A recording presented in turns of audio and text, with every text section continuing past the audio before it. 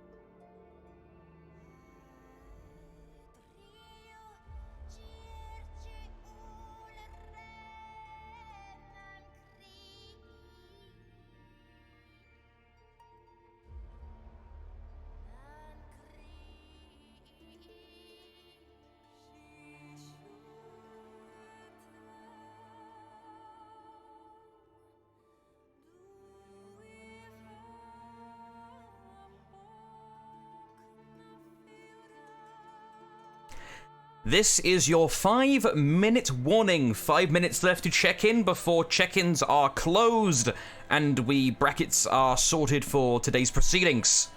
5 minutes left, guys.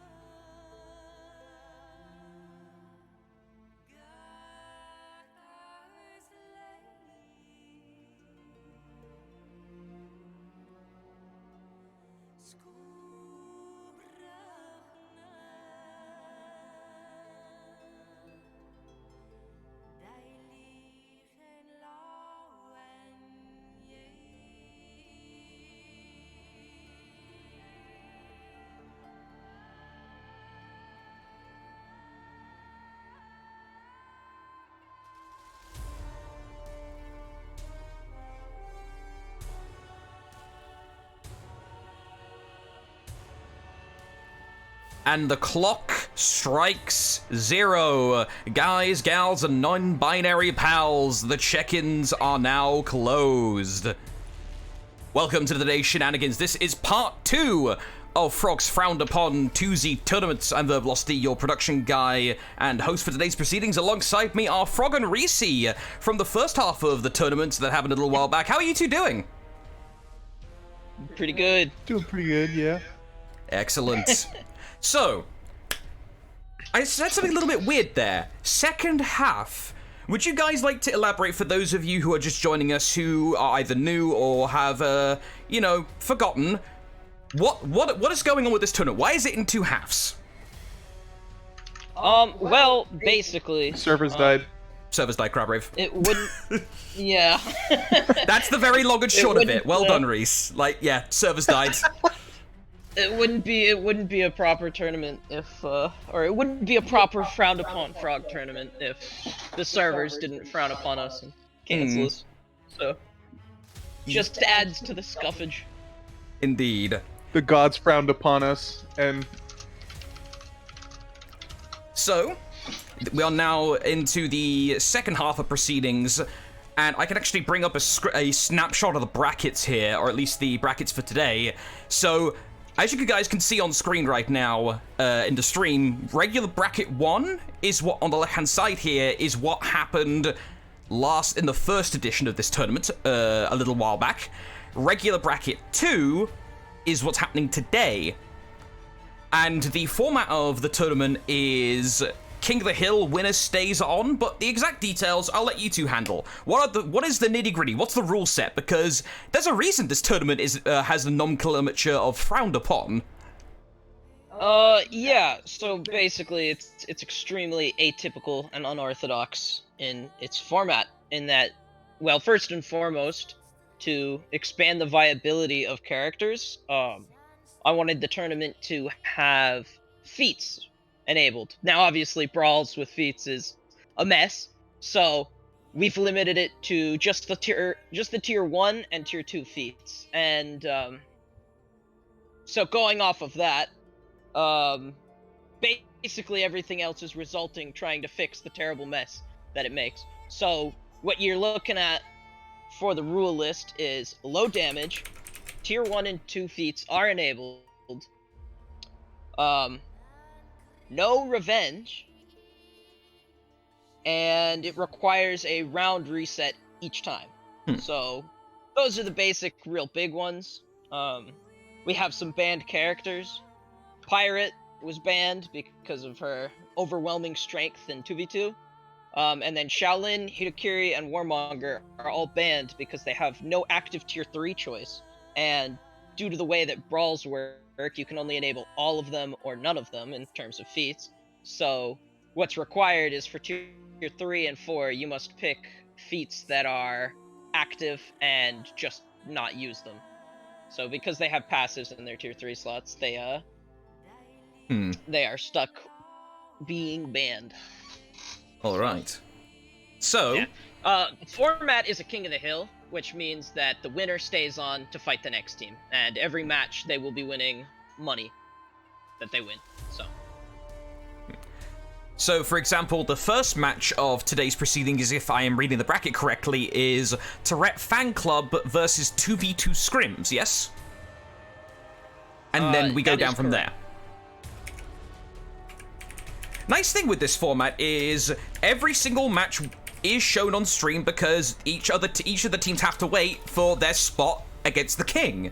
So every single match is going to be on today. And speaking of which, the format for the matches, what are we going to be seeing today? Best of 1 shenanigans, best of 10s?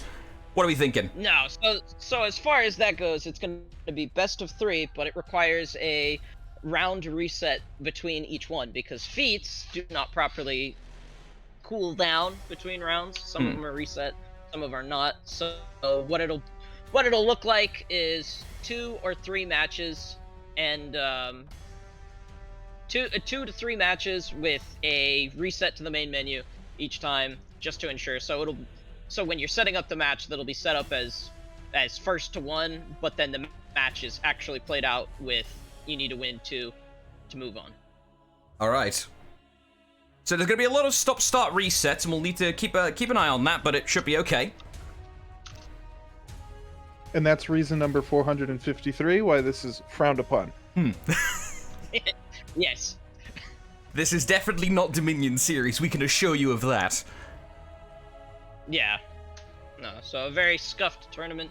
I'm just setting things up with the players, and yeah, I think they should be ready to go soon.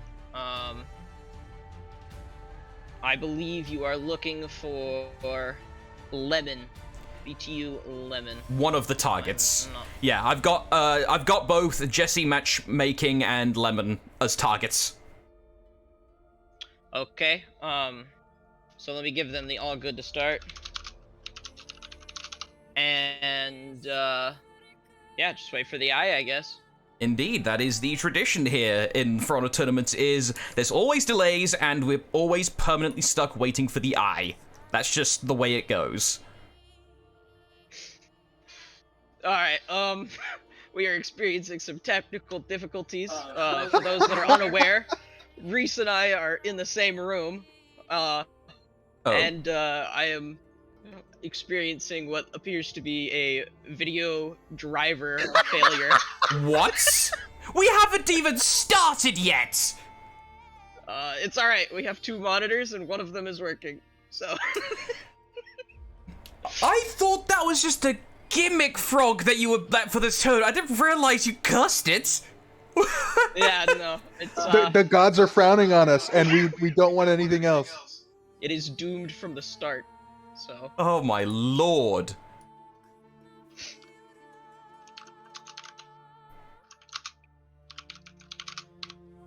Alright, so... I think they're still working things out on the setup end.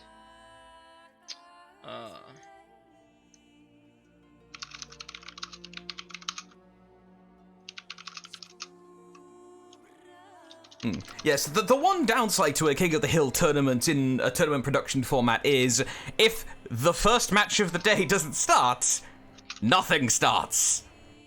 Yeah, so... Let me double check in with them and see what's going on. Fortunately, you guys will be able to keep track of what's actually happening via the behind-the-scenes camera on screen, so you'll know that currently we are indeed just waiting on the main menu, and we are not just here to mess with you and waste your time. As, for some reason, that's a fun conspiracy I see thrown around in, like, bigger, like, tournament productions, like, big-time esports, is that if there's a technical pause or a technical delay at a LAN, and the commentators are having to cover up for it, then it's like everyone thinks the commentators are holding it up because they're over-analyzing, and everyone's waiting on them to shut up, instead of it's them covering for production. Alright, they have informed me, that they are in the process of starting, so it should be up any second now. Alright.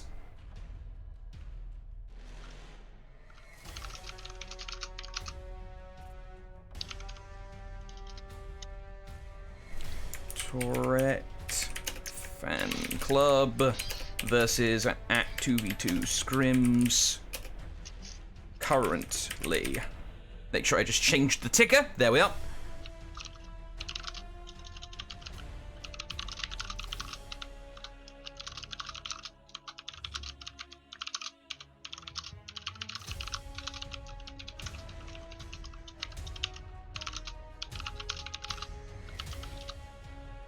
All right, we have eyes. All right. Let's go. Okay. Time. As we head in, Frog Reezy, do tell me if the screen share I'm giving you is a little bit mucky, but it should be okay. It looks to be pretty consistent. Much less laggy than anything that I had. So.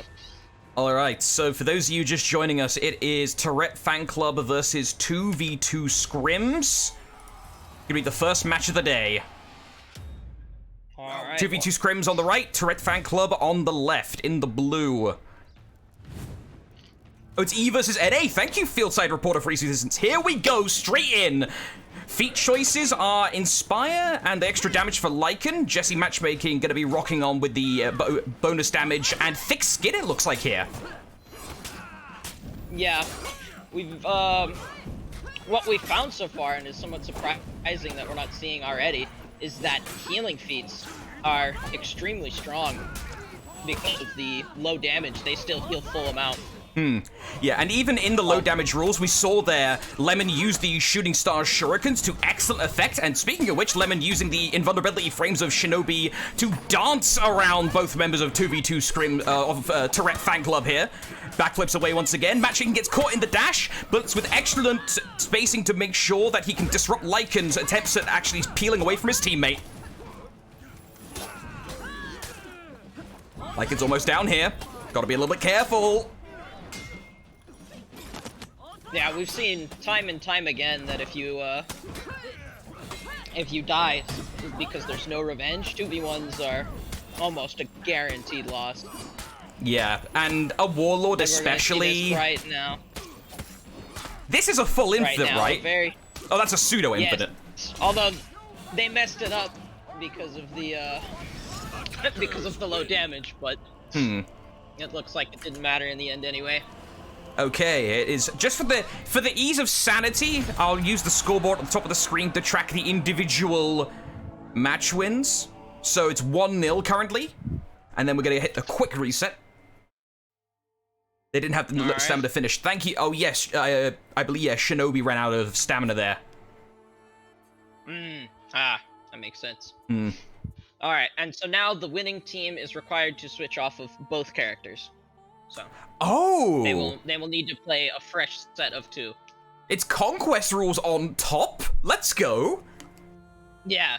So to win a match, you will need to win with at least 4 individual heroes.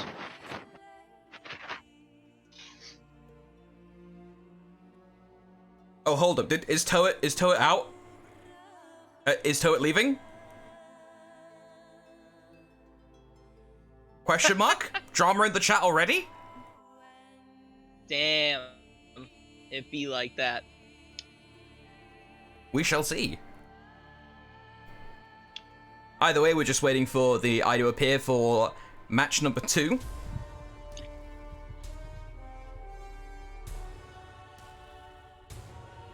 Yeah, it's an interesting paradigm, because an infinite combo with Shinobi is incredibly strong, and also pretty easy to execute, you know.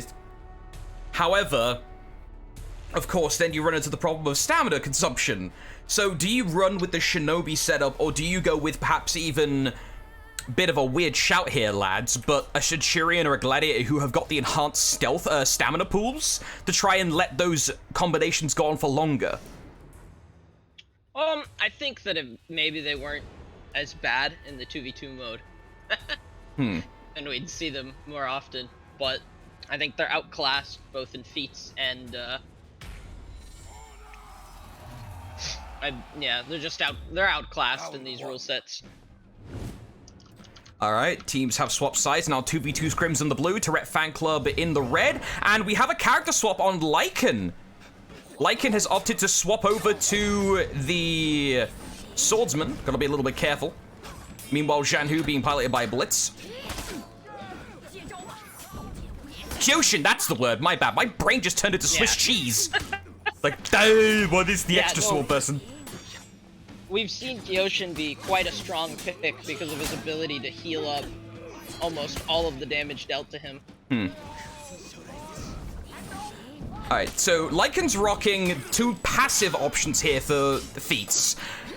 What's your guys' opinions on the options of the passives versus the actives in this kind of tournament meta? Well, so far, for the most part, with actives, I've noticed that getting your feats out early provides an advantage in that you might get a chance for them to go on cooldown. But if you don't get them to come up again, it's like the passives seem to be the way to go. Of course, certain ones are always better. Blitz and Lemon down to half HP here, but Lycan's going to be following them shortly. Lycan is the healthiest person here and has the ability to lifesteal if they can superior block an attack. So that's going to be a very nice way just to chip lifesteal their way back into a nice defensive posture if Jesse matchmaking ends up dropping. And here we see once again Lycan's able to lifesteal a bit back up, even though the lifesteal, I believe, is reduced because of the low damage, right? It isn't, actually. What? Which makes healing incredibly strong. Oh my. Oh no, Yeah, Lemon. so You gotta be careful. Jesse, matchmaking caught in the middle. Gotta be very careful here. But Lemon's low too. Excellent deflect by matchmaking, catches Blitz. But matchmaking goes down. And now it's just Blitz who drops as well. all right. I do believe that this has been one of the closest matches so far. For sure. All right, now Tourette Fan Club take the 1-1. All right. Yeah, this tiebreaker. is in the first half of the scuffed tourney, we saw the bracket practically get wiped by the same team. So this will be interesting to see how this one turns out. Got some epic Lawbringer fashion coming up. Oh yeah, this is mine. I like the color yellow. Yeah, what's that symbol from? Oh, that was the community drop that was done by one of the community artists. Oh god, what's her name? I feel horrible for forgetting her name. Hang on, I'm gonna find this. English Butter! That was English Butter's logo that she was able to put in the game. Thank you, Cool. Fritz. Yeah, I don't think I've ever seen that before, actually. Yeah, it was done as a Twitch drop, I believe, a while back. I think you might still be able to get it as a Twitch drop these days. It's just like in the pool of Twitch drops. Oh, cool. I think I have those enabled.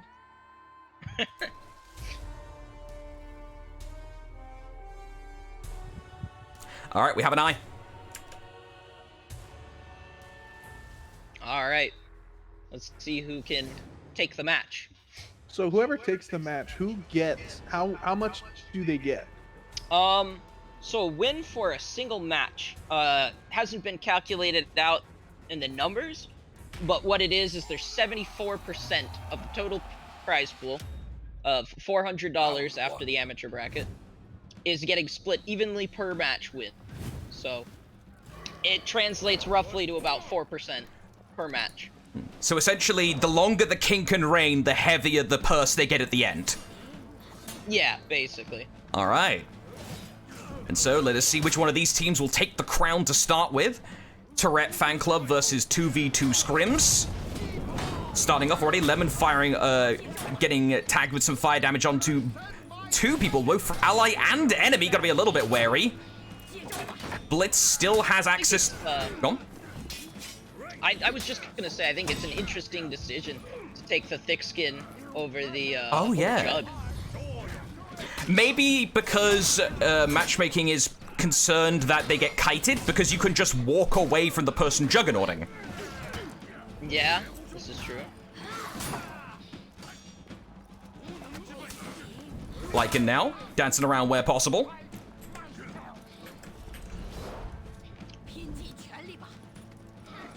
Tries to land the bash unsuccessfully. This spacing's gone way wider. Oh, now we've got in close. As soon as I hear that commentator's curse, Lamau.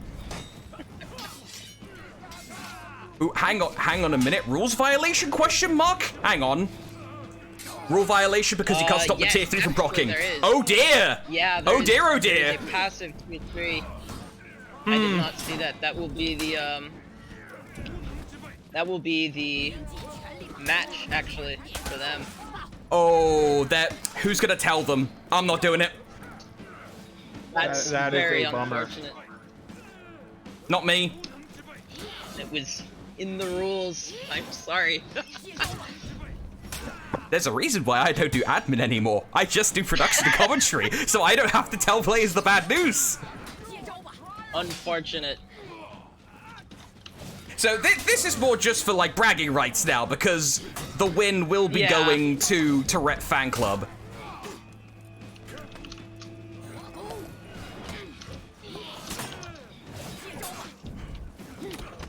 Actually, yeah, let me double check the brackets to make sure I got the players right. I'm always paranoid about this. Tourette Fan Club, Butter Jesse Matchmaking. Yeah, okay, yeah. The blue is Tourette Fan Club, and they're gonna go up here 2-1 for the win.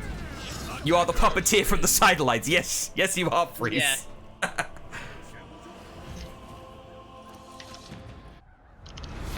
So yes, 2v2 scrims can take the moral victory of winning 2-1. However, unfortunately, rules violation. Unfortunate. This is the first that we've seen.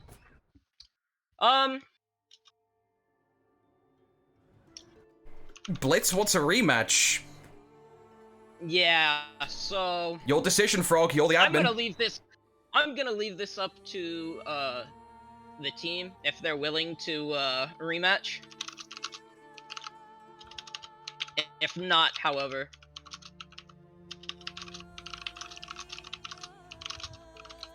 so unfortunate rule violation cost them the round and therefore the match, and they have messaged back saying that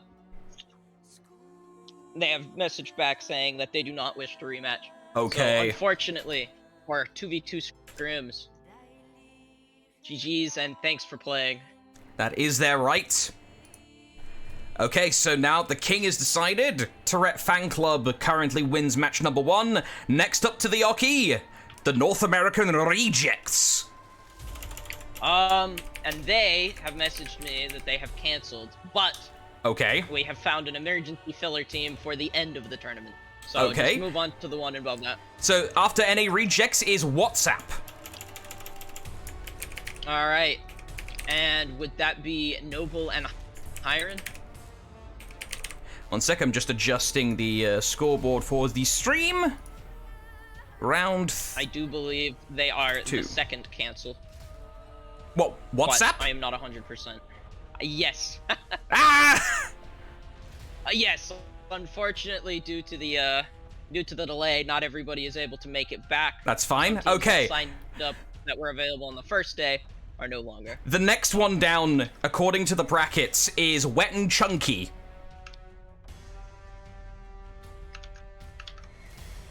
All right. I will let them know. Wet and Chunky.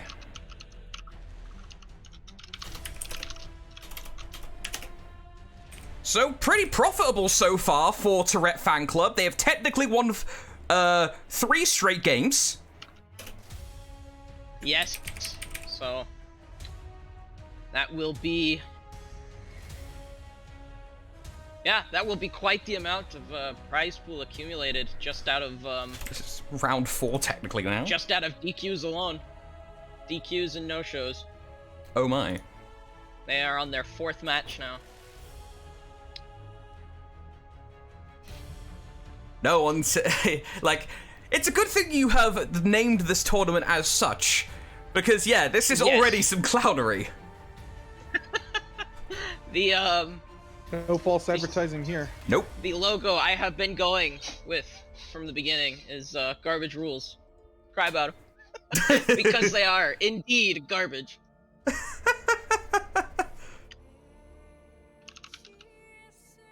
And yes, they will be taking money for the matches in which people have showed up. So, Literally free money. literally free money. Lamau.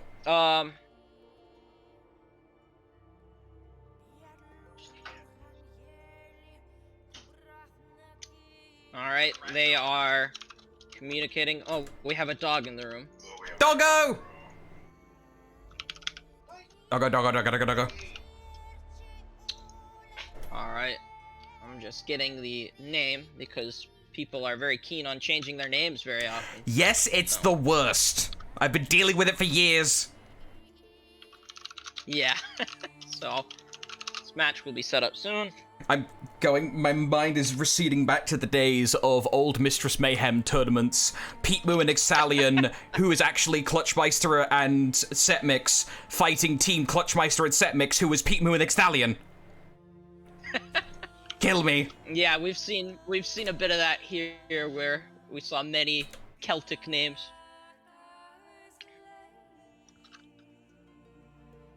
Alright, so Wet and Chunky is Swissguard, Jet from CS. And, of course, Tourette Fan Club stays on. So...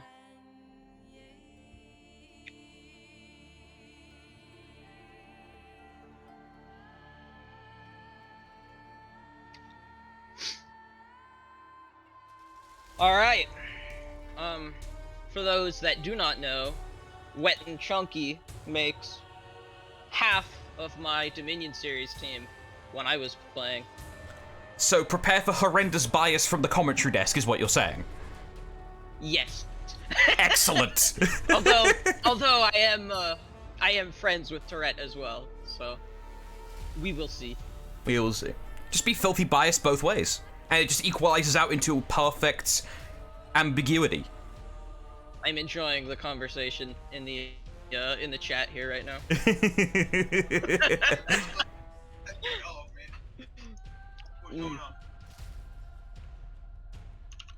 Ah, yes.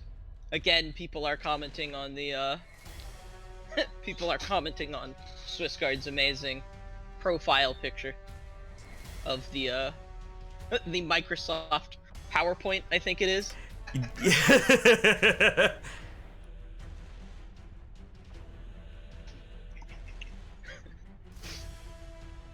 Yes. We have a dog in the room. A street rat, if you will.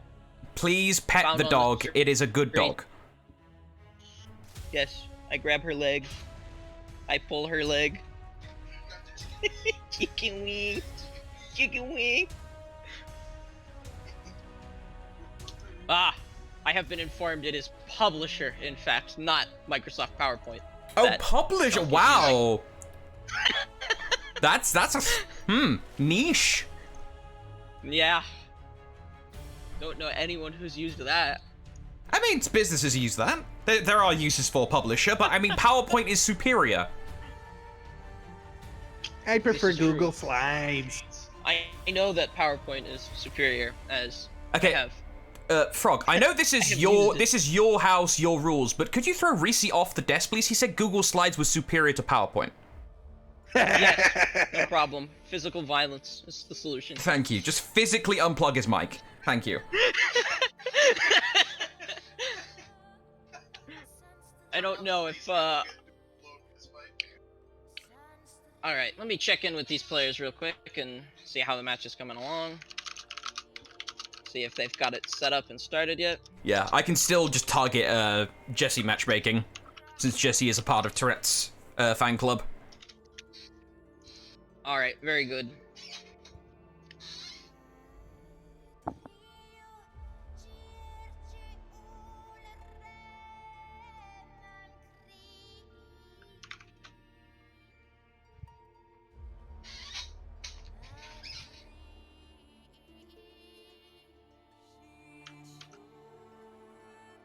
Alright, I am adding into the tournament brackets the replacement for JDM. Oh, let me open up, well, let me make sure I've got the bracket page up as the non-private information version. There we are. Alright, so that was the last team that we had has been replaced by, or the last team that was up for today has been replaced. Red Tree Trick V. Mm-hmm. And who is that composed of? Red Tree Trick and Shimizu. Ah, understood.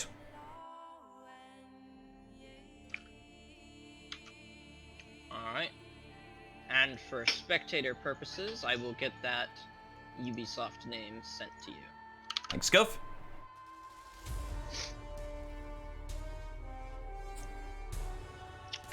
Beep bloop. Alright, there is, Ubisoft is, making players go offline as it so loves to do. Ubisoft can't connect. Humor. Right? I get it. I feel like I never had this many problems when it was still Uplay. That's all I'm saying.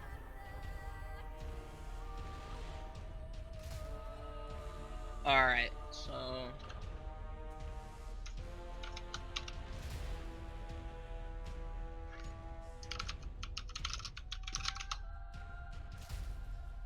let's get this worked out real quick.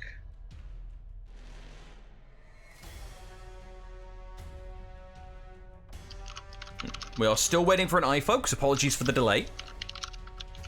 Yeah, so the friend that they had, or the people that were friends were unable to connect to each other because they were showing us offline or unable to be invited. So but now the Could never second... be me playing this game. Yeah, so now they have to add the second set. Okay, they are both appearing as offline on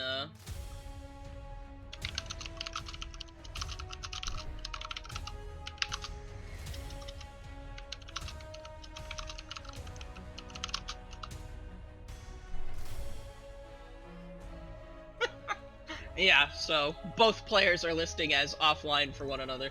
So Welp.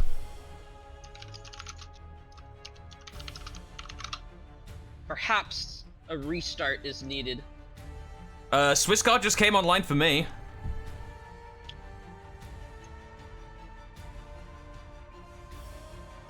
Okay, Chunk has informed me that he is restarting, so...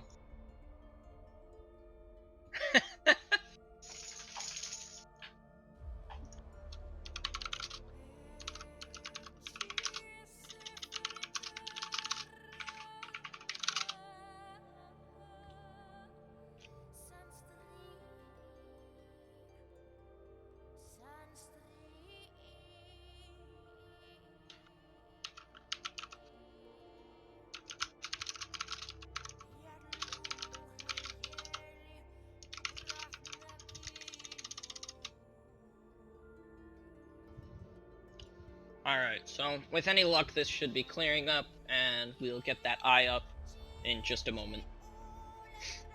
We hope. Yes, hopefully. Being the key word in that sentence.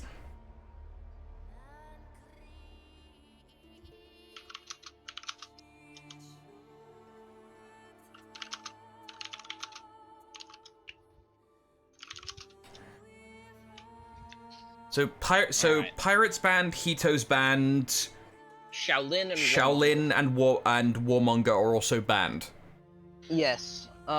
Sadly, they do not have active choices for Tier 3. And, well, as we saw, running a passive Tier 3 is enough to warrant disqualification. Or, at least, the disqualification of a specific round. Yes. And just so happened in that case, it resulted in a match loss. Yeah. Indeed, Luckling, an authentic For Honor tournament has people waiting excessive amounts of time for the spectator eye, and everything goes tits up. That is the trademark sign of a authentic community level tournament. And I mean, even Dominion series had the same thing. They had constant problems. If you are following inside of the Discord, their invites are now not going through. What? So even though they are finally online for one another, all of the invites are listing as expired for Chunk. So... we might need to switch up who is hosting here. Oh my. So in that case, let me go ahead and switch the ticker from is currently happening to is supposed to be happening. Yeah. Might maybe possibly happen, hopefully. Maybe, hopefully, if we cross our fingers and pray to Beelzebub. And before we need to create Frog's Frowned-upon 2Z tournament. Part 3. Real. Bruh. When will For Honor add a replay system? Right? We have been asking that for ages, Toad. So many people want a replay system in this game. It would be nice. Sadly, we will have to stick with manual recording and a delayed spectator. I mean, I'm thankful at this point we have the spectator. Yeah, right. I remember when everybody thought they were going to... everybody thought they were going to announce crossplay? And then they announced spectator, or they thought there was a new faction or a new hero coming or something, and then all they announced was spectator, and it was both a big deal and underwhelming, but also a big deal. Yeah, because spectator entirely was a big deal, not a big deal, depending on where you were in the game and how much you gave a shit about certain aspects. It's like if you casually played, who cares? But for people like myself, it was a big deal because before, tournament productions were built on mounds upon mounds of dead shinobi bodies from us having to throw ourselves off ledges to get spectator. I remember that. I remember watching elimination brawls so that they could have third players play the spectators. Oh god, it was... Yeah, the day that I got the beta access... Oh, I have just received news that they are in a match. So they are all in the lobby together and will be... Huzzah. Finally. Yes. Yeah. The day that I got the beta access for testing spectator, after they revealed it was just the best thing. It was so nice. It's been surprisingly doesn't seem to have, you know, many bugs or problems. It seems to work pretty well for the most part. Yeah, thankfully. I can play I can't play For Honor, like the game just physically doesn't like to let me. However, I can spectate. I can spectate For Honor. Alright, they are loading now. Excellent, we should have an eye in a moment. The dog wishes to leave the room. We have found out what the dog is doing. Yes, the dog is in fact doing.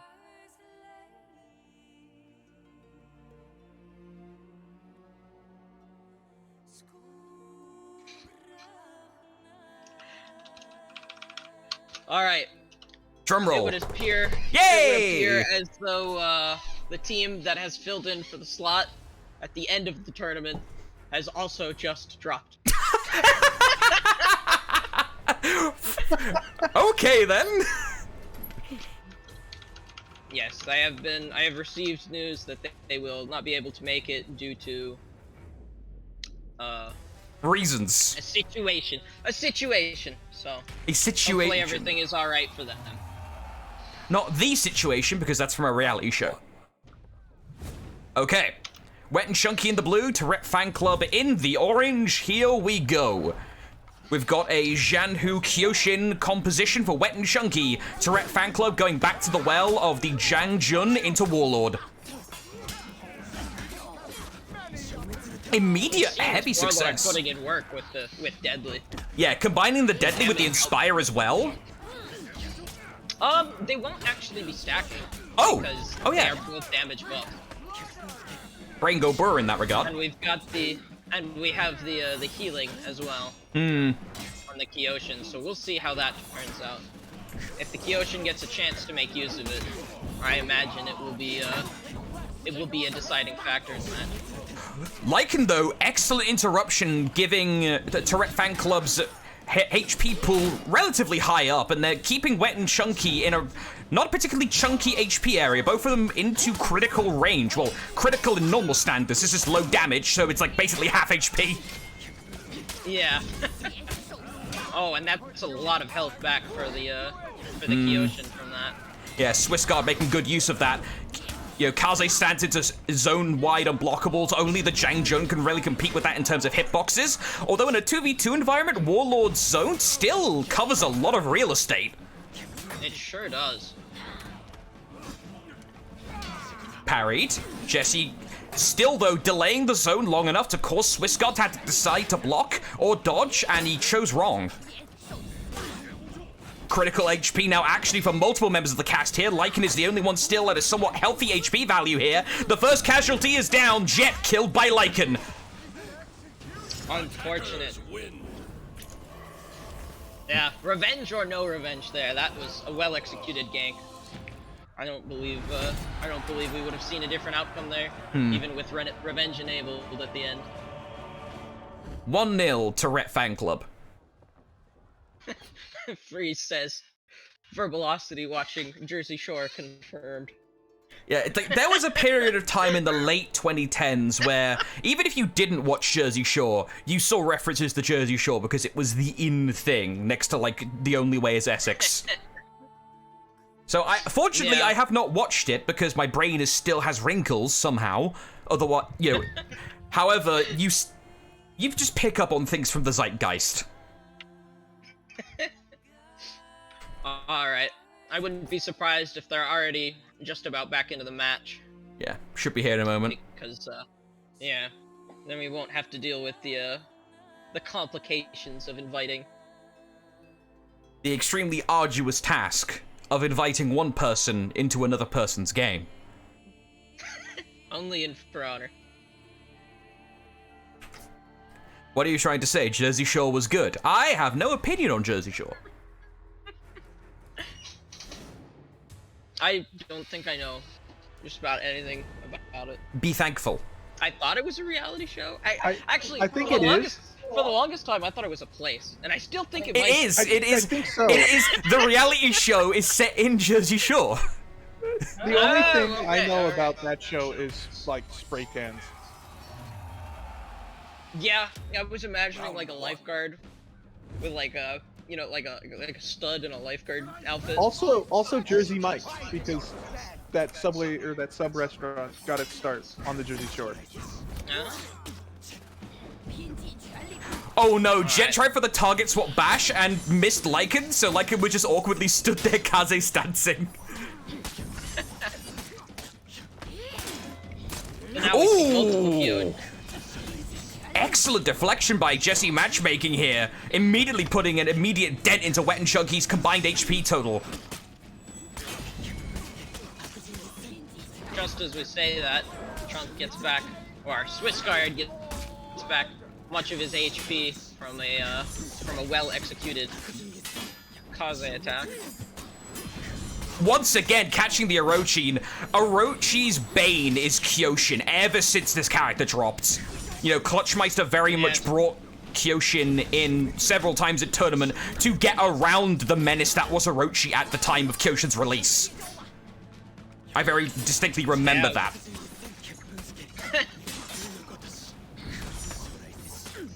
Yeah, we're seeing both of the Kyoshins that at large HP pools while the other players drop down. We might end up in the first 1v1 situation in the tournament. Yeah. And it's going to be double Kyoshin potentially. Like, now just need to set up a easy 1-2 punch on Jet from CS. However, you do not want to get caught in a Kaze stance gank with a Jan Hu sitting around, because that's a decent chunk of HP you will end up losing. Although, Wet and Chunky is currently making an absolute chunk of this whole gank. And now it's a 1v1. Oh, the Kyoshin 1v1. Good GB by Lycan, catching Swiss off guard. HP advantage goes to Lycan. The bash. Now, in this matchup, it could potentially be important, but the timer is set to 5 minutes. So if, in the event of infinite healing, although, just as I say this, it looks like, well, I don't know. Oh, the heal Kyoshin's wall. ability to get back health. There is the possibility of resurrections too to keep in mind.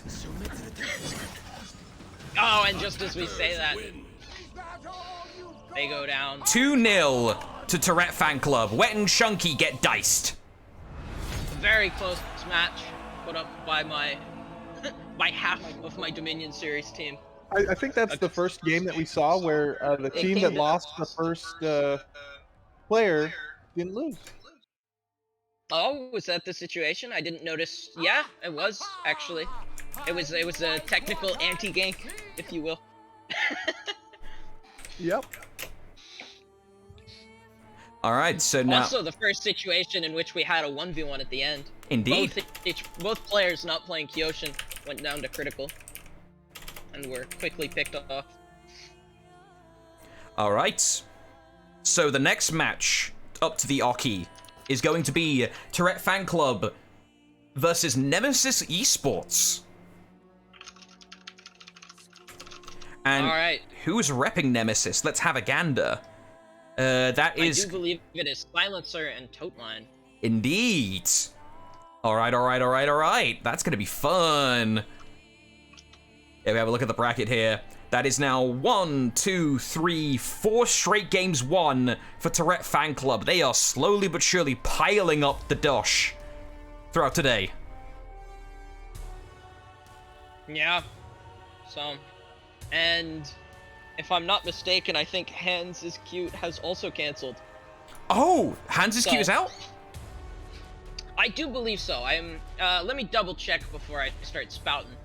But I do believe they are the people that just got back to me in that match, informing me they will not be here. Yes.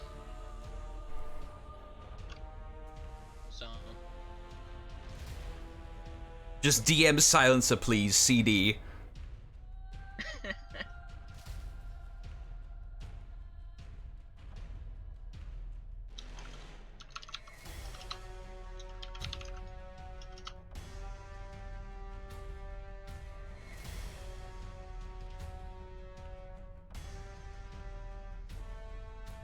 Alright, I'm gonna see if my video driver is not still having No. I just hear laughing. We are still confined with this dinky setup to the small screen. And now we go to Reese's accurate technological inspection of Frog's drivers. Ha! Yeah, no, every time I place the screen share on my large monitor, the entire screen turns green, and I just can't look at it. Like, it just turns green. It doesn't display anything. So.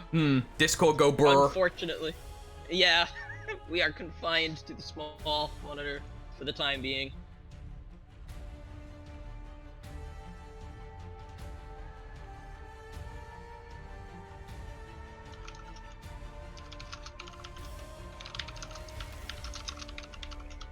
Alright, I'm gonna go check in with the players.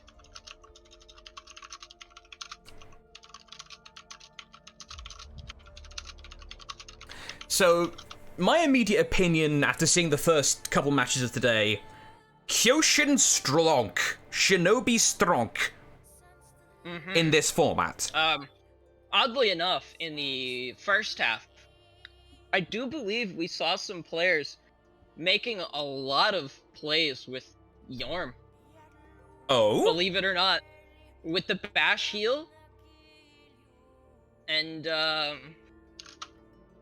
with the bash healing, they were able to effectively get back lots of HP. I think also a big part of it is using it for peel, as it's such a reactable bash. But there are times when it's confirmed. And of course, even at low damage, taking a Jormungandr full punish is gonna suck. Like, Jormungandr's not a great character, but it's still Jormungandr. His punishes are great. Yeah, and I was excited to see if anybody would make a potential combo of Kyoshin. Or not Kyoshin, I'm sorry, Jormungandr, as well as one of the two samurai with Ki. And maybe do something fancy like confirm an unblockable with Ki and send someone flying. That would be very funny. However, I also could see that there's a problem with that. Positioning is going to be super critical. Yeah, it would, of course. But I could dream. You could dream, and like if that happens, if you listened very carefully, I'm fairly sure we could hear Norgos from all the way in the Pacific time zone make all kinds of very not stream friendly noises if that punish was hit, but alas, I'm not sure if we're going to be seeing that here in part 2. If we do, though, I mean, I'm down for it, because when's the last time you've seen a tournament be fully decided by strategic positioning of Ki? If I'm not mistaken, I believe one team sporting Among Us emblems. Oh my. Ran Yorm and Highlander. Oh. I'm pretty sure that happened. It was interesting to say the least. Were they just going for caber toss into hammer slam? Was that the gimmick? I don't know what the plan was, but I remember the Highlander dishing some damage out, if I'm not mistaken. I could be mistaken, but I seem to remember the Highlander hitting hard, as Highlander has been renowned for doing since. It's like there was a Jormungandr. You remember a Jormungandr and a Highlander in tournament? You could have just been having a fever dream. Yeah, right? Who knows what? Like, I don't even know if I'm saying, but like, could have sworn we had that. Grab a sody pop. Just a sody pop? Yeah. Okay, good. Oh my. No, I'm good. Yeah, you've got time here because we still do not have an eye yet. So yeah, if you for those. Yeah, I am trying to check in with the players and find out what exactly is going on. Yeah. For those of you who are watching right now, use this opportunity to go get a drink, go grab some food, have a stretch. You get plenty of opportunities for that in Frowned-upon tournaments. Yeah, so, apparently, right now, Silencer is the individual we are waiting on. They are the person we should boo? Boo, Silencer! I'm not saying that. Boo! No, of course not. We all know that. We all know how it be. Sometimes Ubisoft. Yeah, as I say that, I see from a message from Tourette informing me that her invites have stopped working. Ah. And So we're going to have to fight Ubisoft Connect. Okay. Okay. yeah. That's the boo here. That's who we need to be booing. Hang on a minute, I'm being pinged.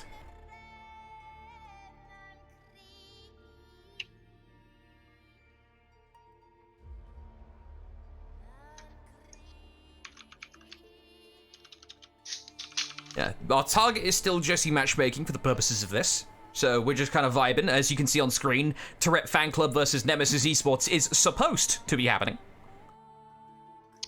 Yes. One of these days. One of these days. And, while we have a chance here, I'm just gonna refresh everyone on the rules in case there was any confusion or questions. This is a King of the Hill style tournament, with the winner staying on, winning money per match, and, tier 1 and 2 feats enabled, low damage, revenge off, and a, revives on, and a 5-minute timer.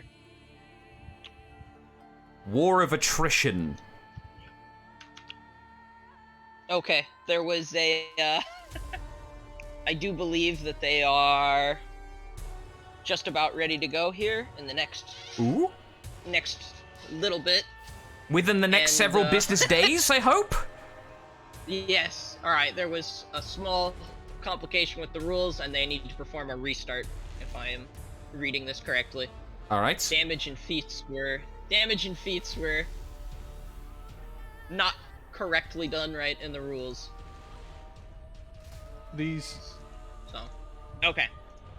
These games are brought to you by the United States Postal Service. Sorry, Eventually. Oh.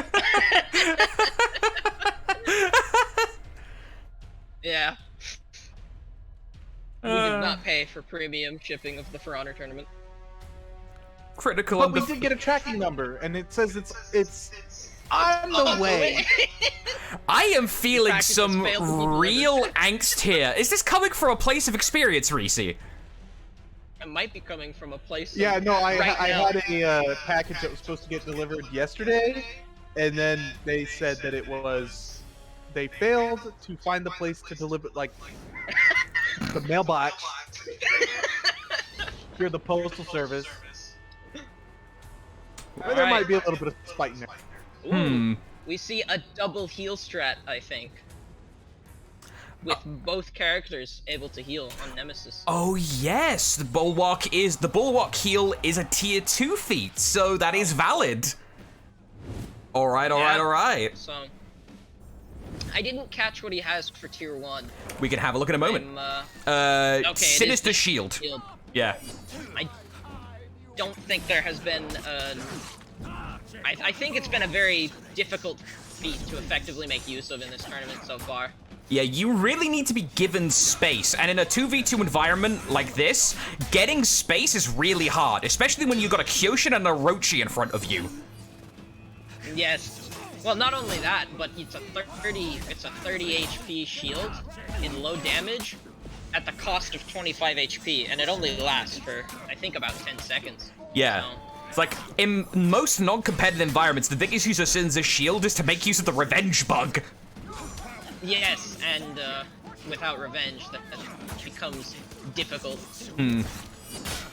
We'll see how well it's done. Toa already is in a position where he may need assistance from the Sinister Shield, but Silencer actually being able to make use of the tier 2 heal, getting himself some decent HP regeneration already. Double parry, 2 for the price of 1.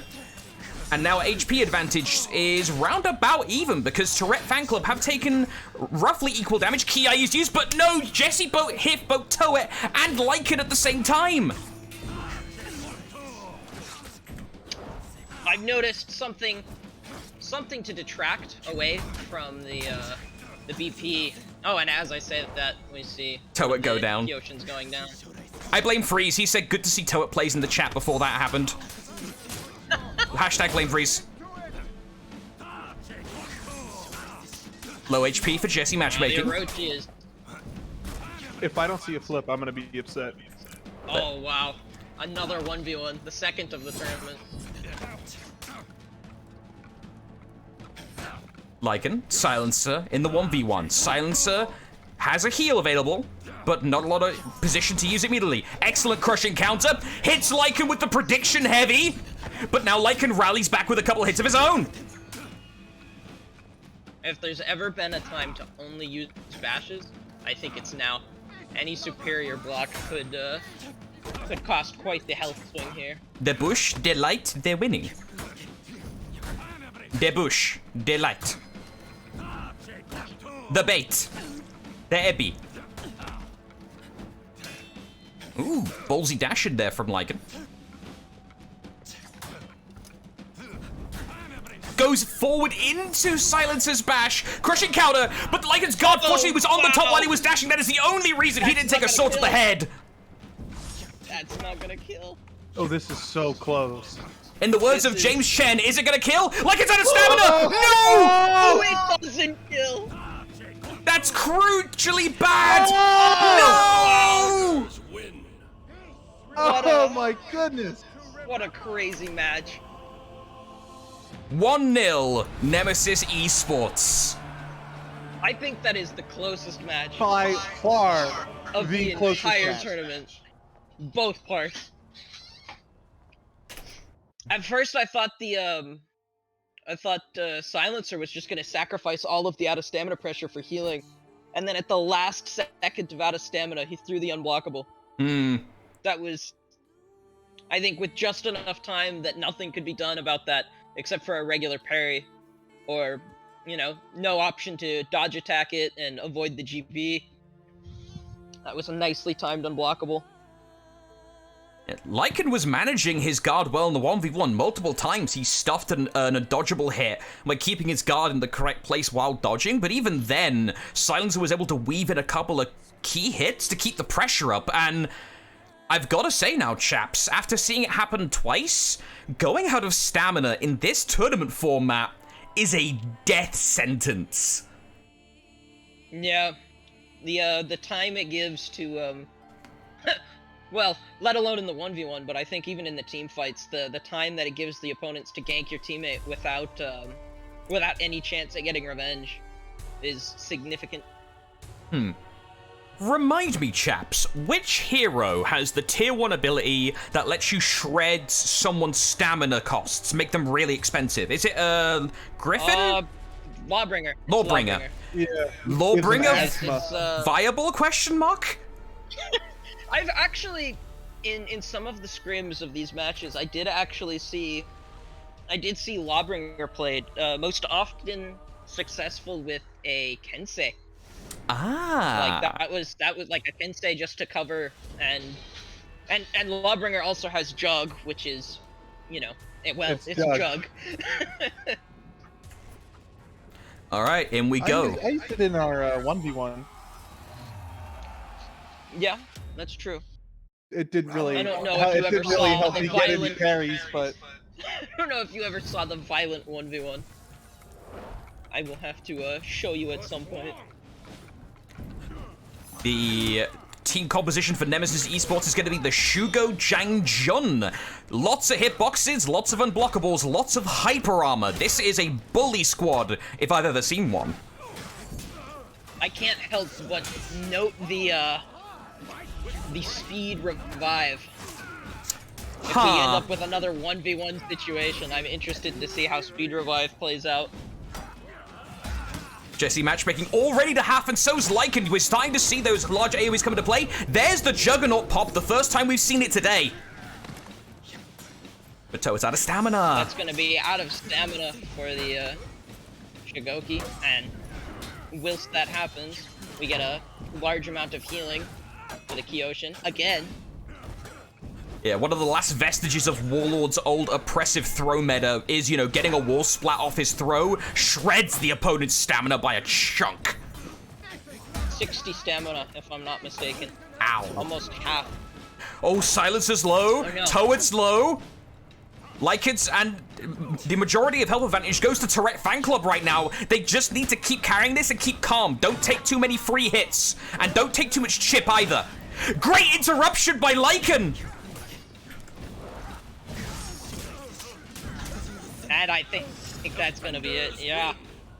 Alright, another very, very close These match. are the closest matches. Yes, 1-1. definitely. A potential usurper to the throne in the form of Nemesis Esports, but Tourette Fan Club are not let the rebellion strike easily. We go into the deciding match. Let's see how they do with their new character selects, since they are no longer able to pick the Kyoshin. I'm interested to see what their secondary picks are. Jones. Jesse is would be Tourette. Ah. So. Why can't Tourette just be Jesse called Matt. Tourette? Why? I asked myself this question.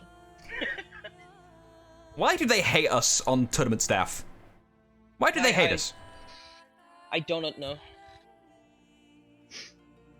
They got dodged too much in Alright. matchmaking. Ah, that makes sense, Nutella. Thank you. She changes name on cooldown. Okay. Between the two of those, that's fair.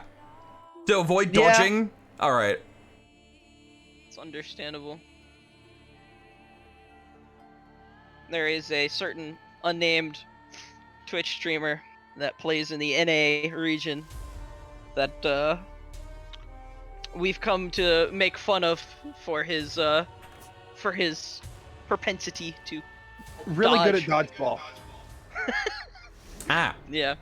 Someone we used to run into in MM quite a bit. I don't see him much since crossplay, but back in the day. Back in my day.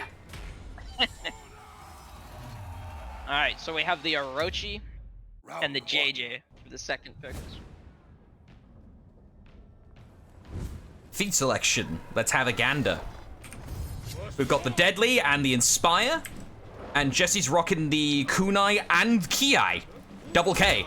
I actually think that Deadly is better than JJ's tier 1 in this environment. Oh yeah, Silencer rocking the Just against the, all odds.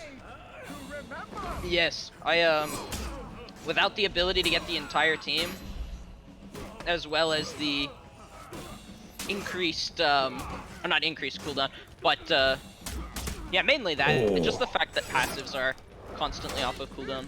Yeah. I've got to say, Nemesis Esports are really making judicious use of their hype armor. Between what Silencer and Toa are able to pull out, it's giving Tourette Fan Club a lot of punishing little nips to their HP, and sometimes big bites, in the case of Toad's chargeable heavies, if they can swing on them, as for instance, we see the Orochi being piloted by Jesse Matchmaking, tries to dash in to save his teammate from being hit by something, they just take a hitbox. It adds up. As you said that, I actually just noticed the Shigoki has switched to the Feat for more damage during trades. And is no longer running Jug. The one that replaced the Shigoki's stance one. Rocksteady. God, Rocksteady, Yeah. that was a while ago, wasn't it? Yeah. Now we're kind of a bit split See up here. almost two 1v1s emerging here. Yeah, let's go to a wide shot. Like it's stuck in the just 'cause middle. we do that. This is going to be a bit problematic. Everyone critical. Orochi down. Lycan's last man dodging like an absolute champion. Sifu, dodge, recovery cancels, caught with a GB, and there we go. GG's. Alright, a new champion. We see Nemesis Esports takes over the throne.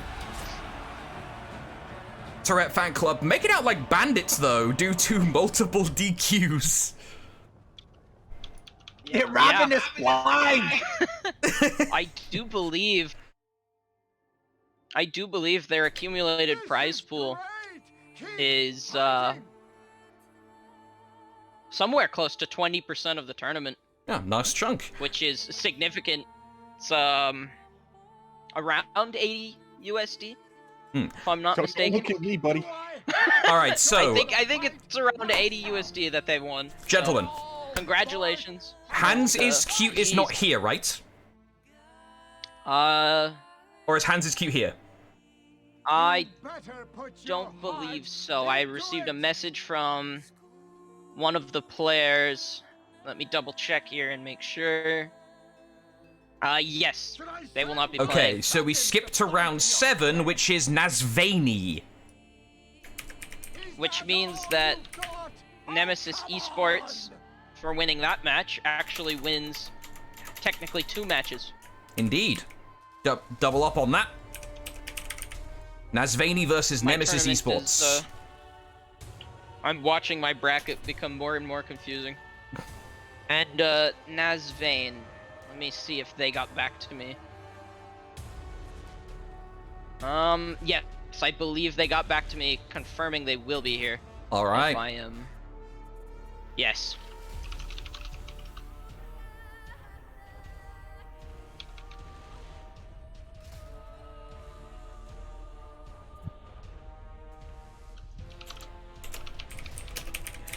Let me just adjust that. There we are. We are now up to round 7 of today's proceedings.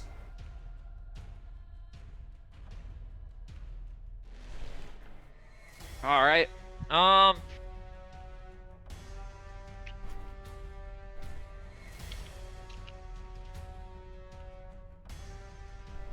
will go ahead and forward these players the info that they need if they do not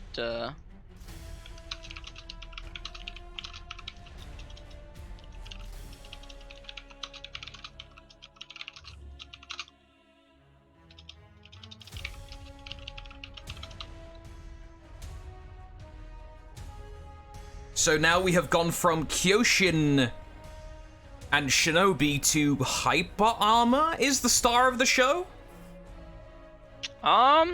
It looks like that could be the case.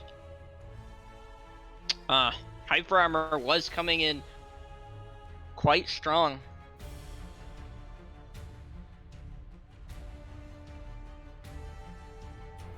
We are getting further into the bracket, so the shenanigans will end up dying down naturally, but are there any pocket picks who you think are being overlooked or that should be seen? Like, we haven't seen any of the pinning characters, no Gladiator or Centurion, for example.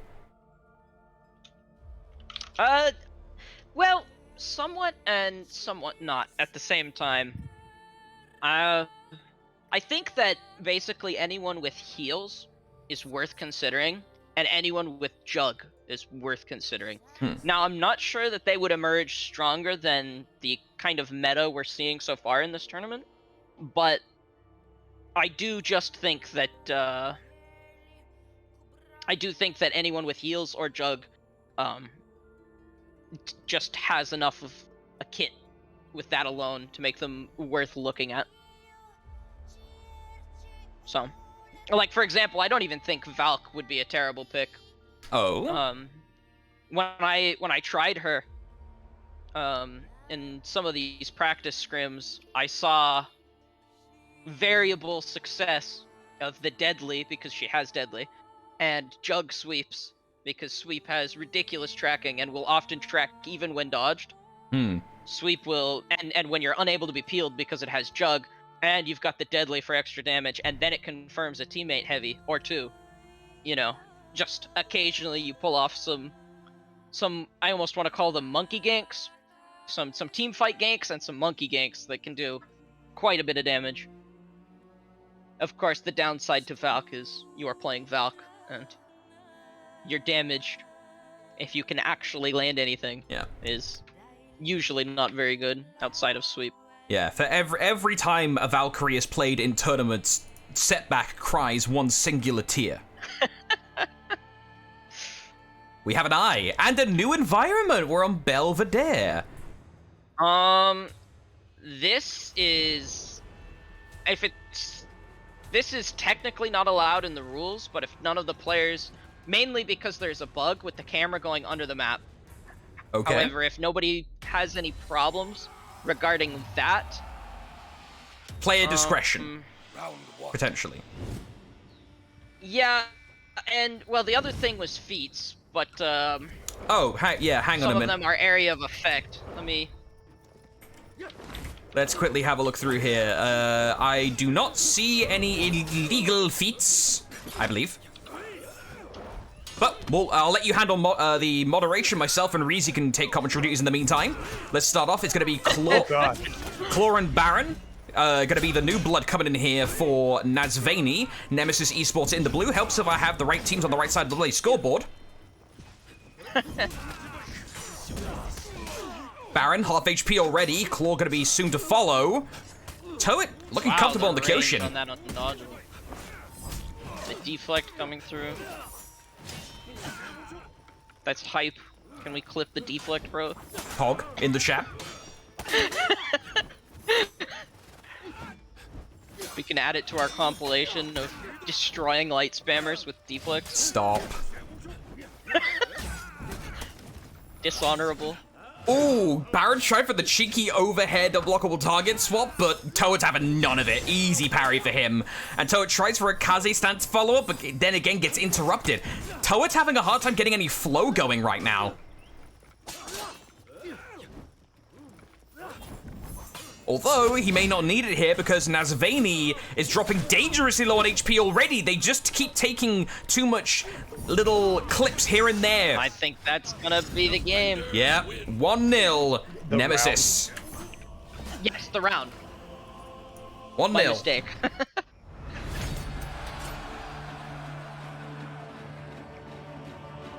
Alright, I've sent them a message about the map. There's two reasons for the map being set to the ring. The biggest thing being that some of these maps caused problems with the camera going underground. And the second problem being that the ring is a smaller map, and those area of effect can be more easily escaped. The big one is Doom Banner. The ring makes those area of effect feats a little bit more powerful. A little bit better. We didn't want a situation. The big one to avoid was the large sanctuary, because the fight can very easily take place in anywhere in there. So we didn't want fights escaping Doom Banner. I have messaged the Nemesis because I believe they are hosting to make sure they set the map. They apparently haven't listened. Well, I'm going to keep the show rolling on stream because I am not in charge of admin, and Frog is going to stop furiously typing, I assume. But Nemesis... I am furiously typing. But Nemesis Esports, either way, irrespective of that, do need to swap their compositions, and we'll see what they have decided on as we load in here. I did spy a KOTH.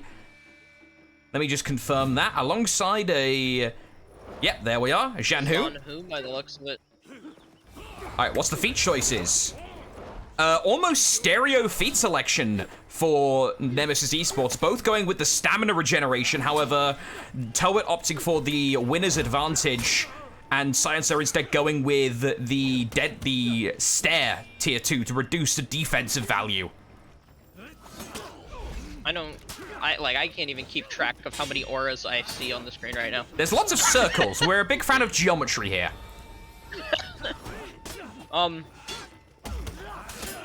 Silencer. Yeah, no, with Kensei with the fast recovery feat has been very strong in the fact that he can just zone without thought almost.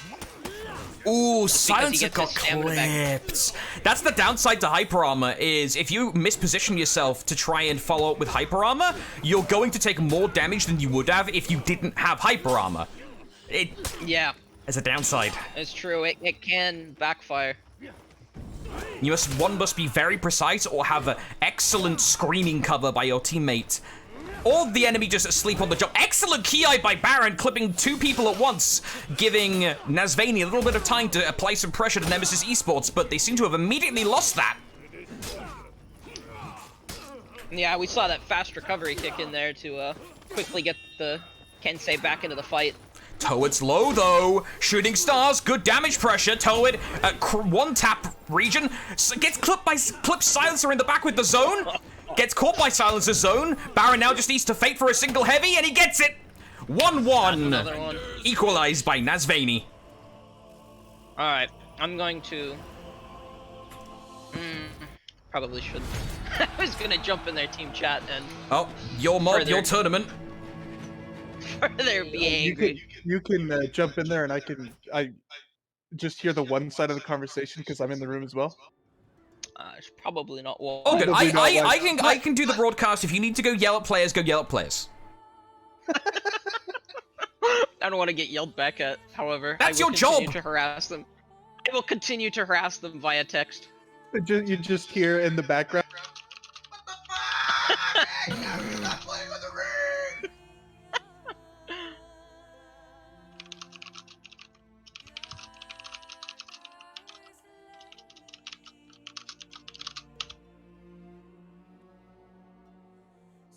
This main menu music is reminding me of a band that I've been listening to a lot recently. Oh. Don't say the name. Isaac's not a huge fan of it, but like, I really enjoy their music. All right, noted. Yeah. If you want to take a peek at them, they're wolf people. It's kind of weird, but I'm not top particularly song a fan. from them. You can listen to Kingfisher. Kingfisher's pretty good. Night Witch is pretty good. Why are we an advertisement stream now? Because I like the band. I like the band, and I'm very sad because they are no longer a band. They split up indefinitely. Unfortunate. I know. Yo, we got a new shirt on the board. What? And they That's still how haven't Cross changed fit. map. Alright. The thing is, I don't know which team is actually hosting, and I have not received a message from any of them. Well, seem to be okay with it. I mean, it's not affecting it in a way okay. large At enough this that point, I think it's buyer beware. If they suffer camera bugs, it's their own bloody fault if they're not contacting you. Yeah. Well... Either way, let's keep on the match because there is a Nusha and Caltrops on the board. One of the best tier 2 feats in the game, as long as you can keep the enemies in the zone. But look at this zoning. This is the first time we've seen a feat really commit this kind of effect onto a match. Yeah, and that's why we won the ring. With the cooldown on Caltrops, we could see it restart as well. Silencer using we have a game crash. In this match we're watching? Yes. Alright. Also, shout out to the raider. I just clocked that there's a raider here. Why that went under my nose for so long, I had no idea. I think it's because I was looking at the Nusha the whole time. So where's the crash? Any second now. I thought. Oh, Baron taking a lot of damage actually from the... there it is. So what's the rule for the game crash here? We hadn't actually set up rules because I overlooked that. I forgot that For Honor does this. Just rematch, I guess? I'm just let's call it a restart. Yeah. Restart. It's 1-1 currently, so even Stevens.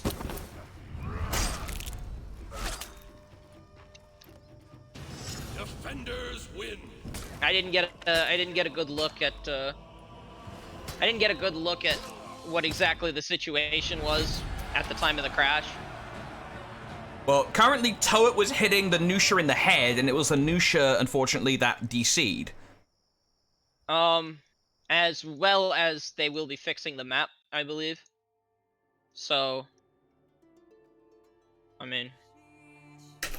Alright, I will let you for a second, Frog, handle things in chat, because you're getting a couple of questions. Racy, I want your opinion on something. Okay. once we get back to like the ring map and standards, do you think it's better to have stronger feats or a stronger character kit in this kind of tournament environment? That's a really good question.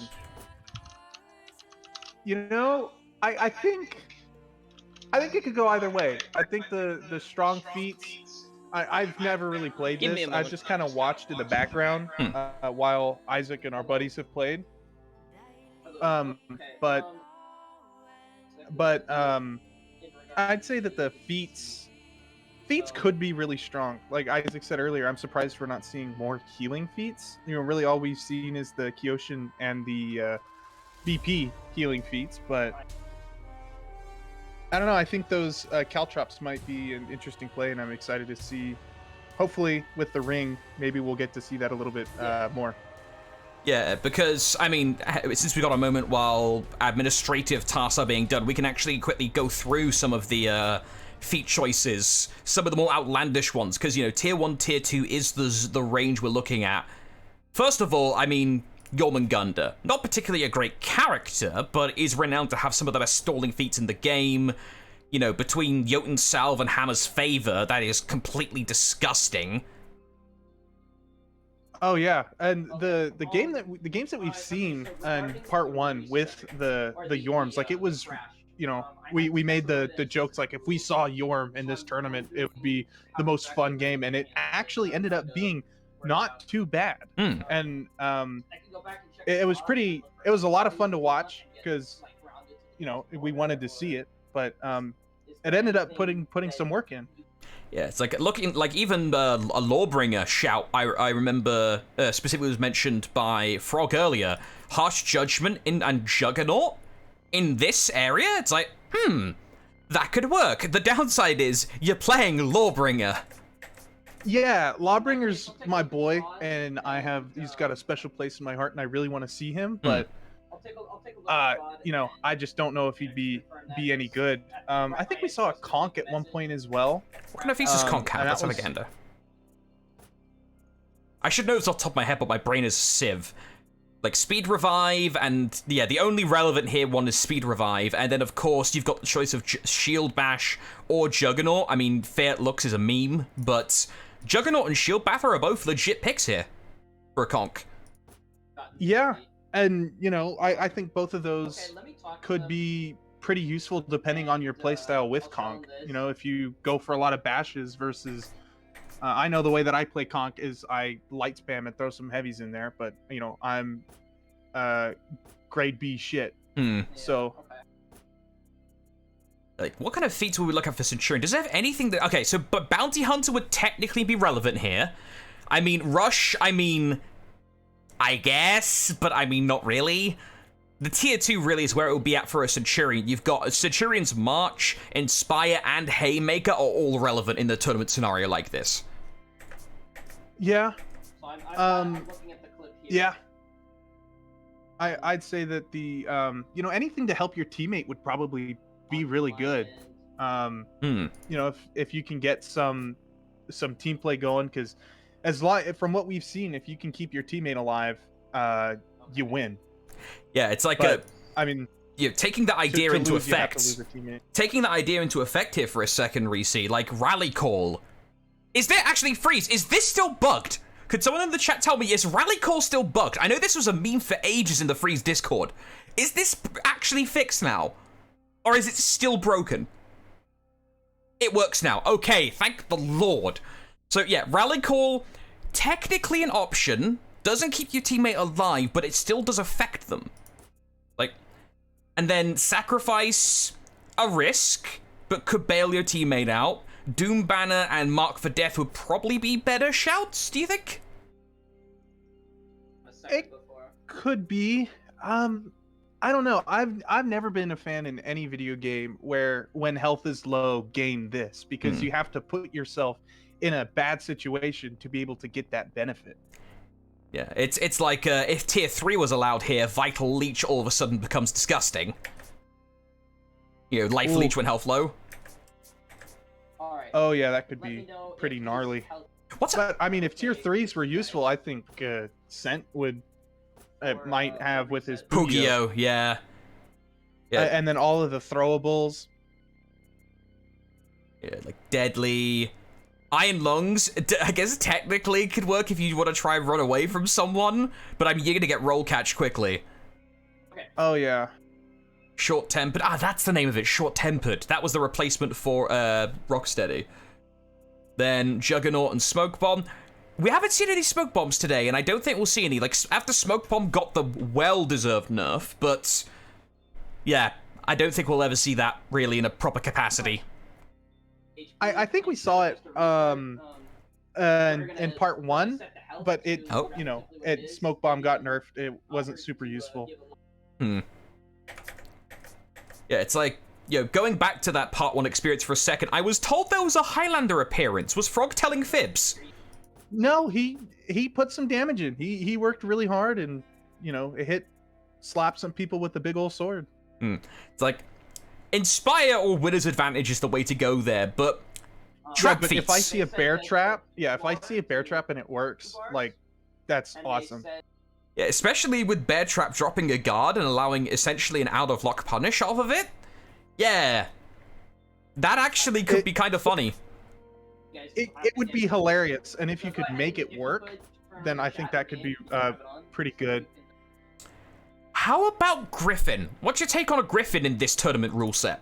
Because can lower the enemy's attack, still has access to both fast recovery and speed revive, has in the tier 2 Flesh Wound, Winner's Advantage, or heal yourself with Draconite Mist. It comes back to the essence of the question I asked you at the very start of this diatribe while we're buying time here.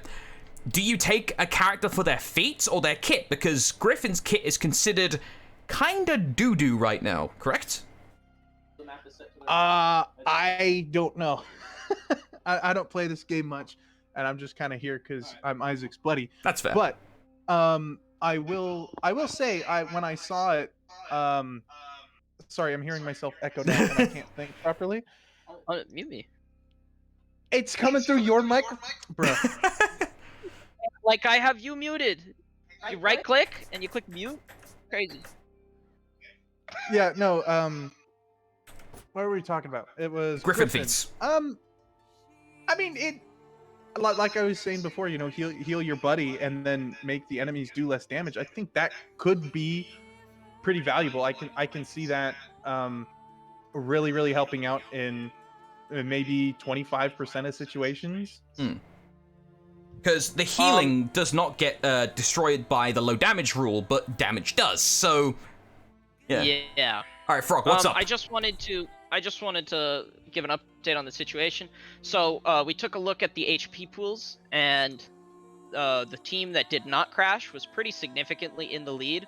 So after talking to all of the players, what they have agreed to do is at the start of the round, they're going to damage each other to roughly the same HP that they were at the time of the crash. Okay. And they will resume the fight from there, and it will be on the ring as well. Or it should be. So should be.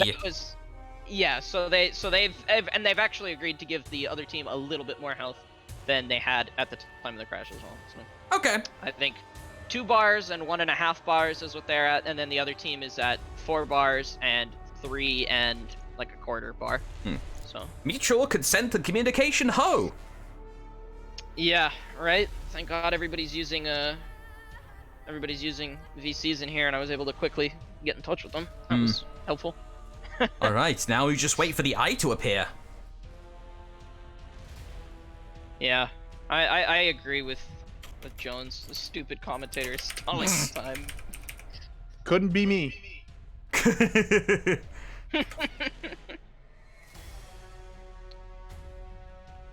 All right, we're on the ring. Daubeny presiding over the final match of this round. We are 1-1, even Stevens. Nemesis Esports in the orange, Nazvani in the blue. For a certain percentage of the beans.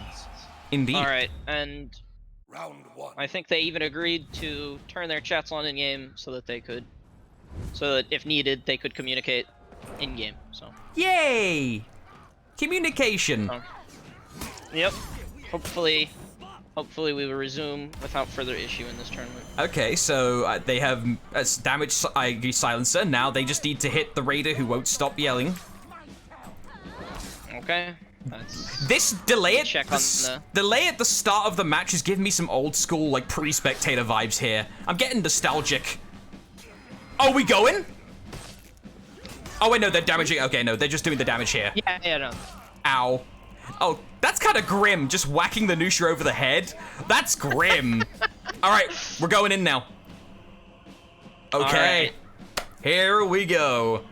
Feats back up, Bounty Hunter in play. This Caltrop's going to be a big deal when how Baron chooses to first deploy it. Yeah. So, interestingly, this actually results in an instant feat cooldown as well. Ah. Yeah, fun little wrinkle. I forget that Nusha doesn't even take the friendly fire damage of walking in them. Yep. Nusha knows how to walk inside of her own traps. It's like a druid with spike growth in D&D. Claw. Half HP. Baron is in danger zone, though, and Nemesis Esports have wisely moved away from the area. All feats are on cooldown, at least the active ones. Now we're just relying on passives, and that is where Nemesis Esports will have the advantage because they have 2 passive feats that are actually in play and more relevant over the Nazvani's 1. Yeah. Baron has Bounty Hunter, not only procs on a kill. Claw's low. If they do get a kill, that could be that could be large. And right as we say that, someone goes down. GB and the heavy. That's gonna be the Jeej. Nemesis Esports cleaving their way to round number 8. Yes. And that is the second round of this match, right? That was the 3rd round. There was 1-1 before this. It was 1-1. Yeah. Okay. 1-1. If you look at the stream, there's a scoreboard at the very top. Yo, that's crazy.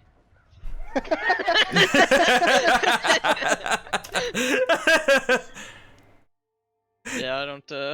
Yo, that's crazy. The only phrase that could be considered both genuine and disingenuous simultaneously in these circles. Alright, so now the bracket goes to Horseshoe Financial Replacement, or have they backed out? They're in. Okay. Horseshoe Financial Replace. Let's see if this fits at my scoreboard, actually. At the top. We'll see if I can do the full name. Or if it's going to be just HFR. Alright, I'm getting the information to the players so that they can add each other.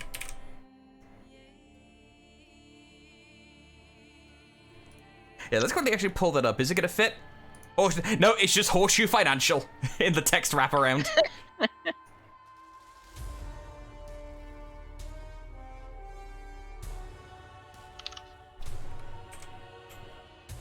So they just become horseshoe.fr. Oh no, just HFR. HFR. There we are. That is now their nom de guerre. Alright, and because they Horseshoe Financial Replacement did get a change in player.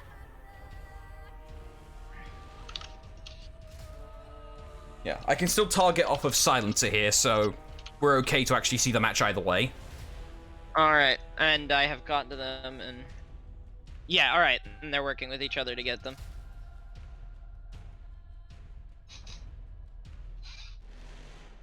Alrighty. We're getting pretty close here, if I'm not mistaken.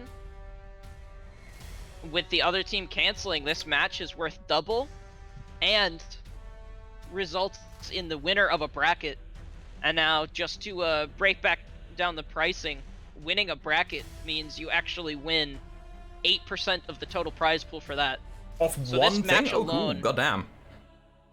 Winning this match alone will count for 2 victories and a bracket win, so close to 16% of the prize pool. Wonga. Gosh. Yeah. Money. Big money. Big money.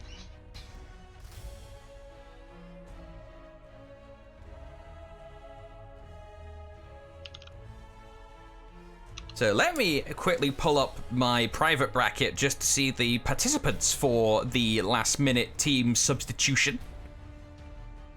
Yeah, they canceled, so the last minute team substitution is no longer here. So we just have a filler bracket. Yeah, Horseshoe Financial Replacement is Rippy and Console, supposed to be, but however, one of the players from there got swapped out last second, right? Yeah, so we are now looking at Rippy and Jones, which Ooh, Jones! If you guys were following, if you all were following around, he was casting the first part of the tournament, and is now And now playing he's in the trying second part. to get compensation for his services. Yes. 400 IQ, want to get paid for commentary? Just play in the tournament, forehead.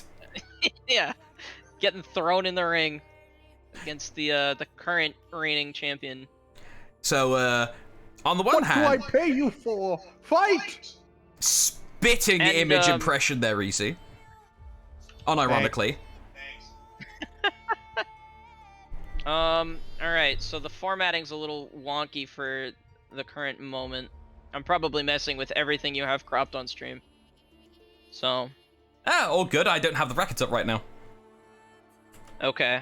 Well, you might have to you might have to do a little editing because I have moved stuff. All good. Ah, the power of Google Sheets. Right? Yeah, Google Sheets is superior to Microsoft Excel, don't at me. That is something I will say. I probably shouldn't say it on Twitch because Lord knows the Google overlords are watching, but I'm personally not a fan of Google. They like I don't know, I feel like they've got it out for me. They're gathering all my data. And it rubs me the wrong way. Unfortunate. So Yeah, they're watching. they're I know watching. they're out there watching me, and are. I don't like it. Microsoft probably ain't much better though, to be honest. All these big companies want my data. I sound like a conspiracy theorist over here. Yeah, he's putting on his tinfoil hat right now. You guys can't see it, but like... Or hear it, apparently. Yeah, no, it's Excellent. He's gotten really, really good at it. Excellent noise dampening tech on the mic there. You know, to be able to Yeah. avoid the crinkling noise.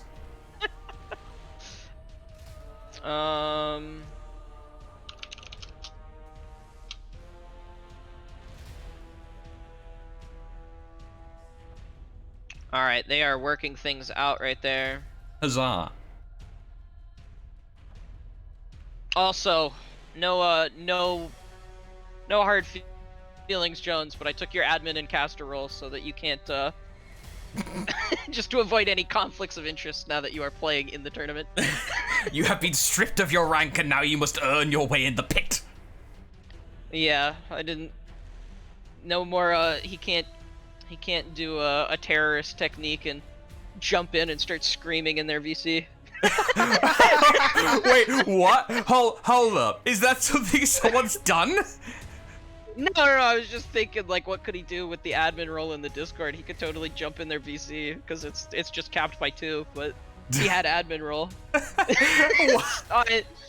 So to avoid any complications with that happening, he's I mean, I doubt that he would have done that. I think we're too much crackheads. That Like, what could I if Jones do with is gonna this? jump in any voice chat, he's gonna jump in ours because we're gonna be shitting on him this whole time. It's a commentator playing in the game. We're contractually mandated to dunk on him for the tiniest thing.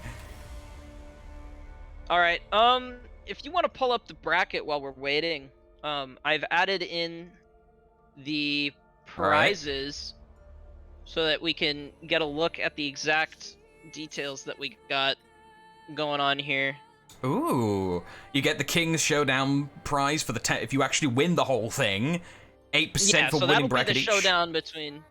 That'll be the showdown between the winner of last tournament and the winner of this tournament. And that's the Yeet Warriors, if I'm reading correctly. No, the other way around. Oh. At the bottom. It's Jotha. Jotha, righto. So, which they did take this round. So Jotha will be showing up against the winner of this match. All right. So, and then of course, at the end, I will also distribute the 74% of the $400 accumulated prize pool. Sadly, there was a crowd favorite prize. Oh, I see the eye, by the way. Oh, bloody hell, I'm on the bracket page. Eh. Here we are. Alright, yeah, you probably gotta swap the stream over. Yep, all good. I got handy dandy stream deck and just do a press of a button. Oh, nice. At the press of a button, I'm Sean Connery. So, yeah, we originally had a crowd favorite prize. This was canceled due to the intervention of the Ubisoft gods stopping people From frowning on us. from playing the tournament. So, We got frowned upon. we got frowned upon by Ubisoft, so F. the prize for most favorite match has been consumed into the Oh my, consumed. Evenly distributed to it's been added to the prize per match fund. There was a dedicated 4%, Round 1. and that was put away. Here we go. We have Silencer and Toet for Nemesis Esports in the orange. Meanwhile, we have the Horseshoe Financial Reconciliation Service. I think that was their name. Jones and Rippy, currently on the Jangjun and Shinobi, respectively. Double Inspire out right now from both Jangjuns. Ki used. Ki does not find home on a target, unfortunately. That's going to be a heavy cooldown penalty. 105 seconds, I think, after the nerfs. Yeah, if we even get to that point. Yeah, I don't know. I don't know if we'll be seeing that. But with a healing character, maybe. Jones. Yeah, I have been of the opinion that using your feats early so that they get a chance to come off of cooldown is usually a pretty good idea. Yeah, downside to playing a lower HP character in this format, even with lower damage, your HP is still worth magnitudes more. So getting a hit by a full unblockable, side unblockable from a Jangjun no less, still a heavy chunk of damage. Yes, indeed. It's meaningful. The actual numbers on the actual numbers that we've got on damage is about 42.6%. So effectively 2 times more HP. Toa getting interrupted out of the final slash the Kaze stance by Silencer. Accidental 400 IQ tech to get out of the recovery. And now Toa has the healing activated for a split second, and the bleed as well will start proccing. That's going to be very useful. Rippy tries to help out Jones by interrupting, but that zone will also start doing chip damage to Jones if he's not careful. This has also turned into quite the close match. A touch of death for Rippy and Jones both. The shooting stars almost kills his teammate. Lone Man Jones against the world. Oh. Unfortunate. Unfortunate. Bummer. I believed in Jones. I didn't. I believed in him, however, after seeing the events that have unfolded in front of me, I have lost all of my faith. And, for Moist Milky in the chat, Tetsu and Saucy actually canceled earlier today. Tetsu had something come up, he messaged me, so they have already lost their spot to a DQ, or well, a no-show basically, and that was awarded to Tourette's team, Tourette fan club. So, all right, in the rematch, we see Raider and Kensei. Ooh, and quite interesting. Feat situation. Toet's got Inspire in the Tireless. Okay. And Silence has gone with the Stamina Regeneration and the Chilling Stare. Well, for Raider, the other choices are Rush and Body Count. Oh, yeah. Okay. Would be particularly useful. True. I just pilot to Body Count for so long, I've forgotten what the other Tier 1 feat choices are for Raider. Yeah, so... the fast recovery, if it gets, you have to be careful not to use Ki solely on the Kensei. It's very hard to make use of that with fast recovery. recovery. Yeah. You know, Toet Tireless does not affect Hiai. So, oh, excellent GB cancel. Catches Jones. That's going to be a bit of damage to him. Rippy, though, inside of the Deadly Stare or applied from Silencer has resulted in Rippy losing most of his HP for days. Yeah, he really just got blown up here. Blended even. The Rippy staying on the outside of the fight now. Kiai hits Jones and Toet. 2 for the price of 1, but that's a bit of blue on blue, unfortunately. Luckily, Jones was able to Saifu most of that right back. Actually, I didn't see if he got the chance to or not. Rippy tries to dodge, gets actually a light attack to the head for his troubles from the top. Oh, excellent heavy conversion, takes down the Shinobi. Once again, Jones is on his own. Rippy seemingly not carrying his weight or being focused. This is a very deadly situation to be in, as GB for GB ganks, or GB for bash, and in this case, zone. 2-0, Nemesis Esports. They clearly had wall hacks. I agree. Jones with the administerial appeal. I wonder if technically everybody has wall hacks in Front. When you put your camera close to a wall, it shows through it. Yeah, kinda. It's Shaolin? like. Yeah, Shaolin, before his feet got changed, the key trap, yeah, technically that was wall hacks. You stuck it on the enemy spawn, they couldn't, like, get rid of it, and you just saw them for ages. Before his feet got changed. Did they change it? Yeah, they made it so the duration was lowered or something. They basically did something to it to where you couldn't do the spawn trap function with it. Or at least it made it less effective. I still use it for that.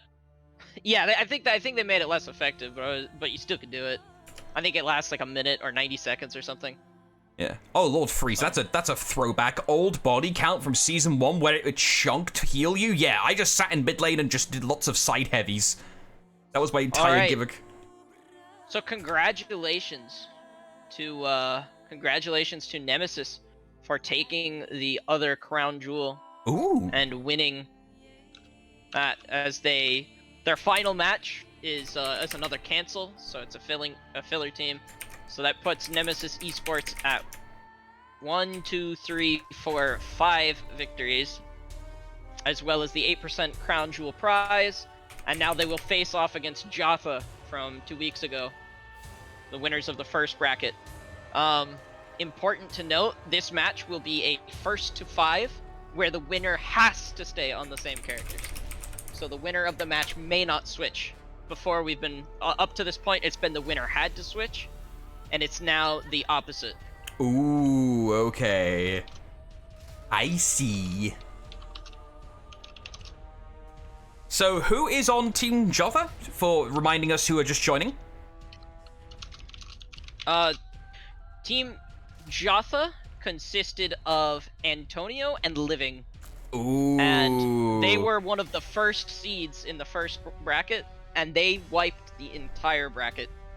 Clean run. They did not lose a single game. Yeah. So.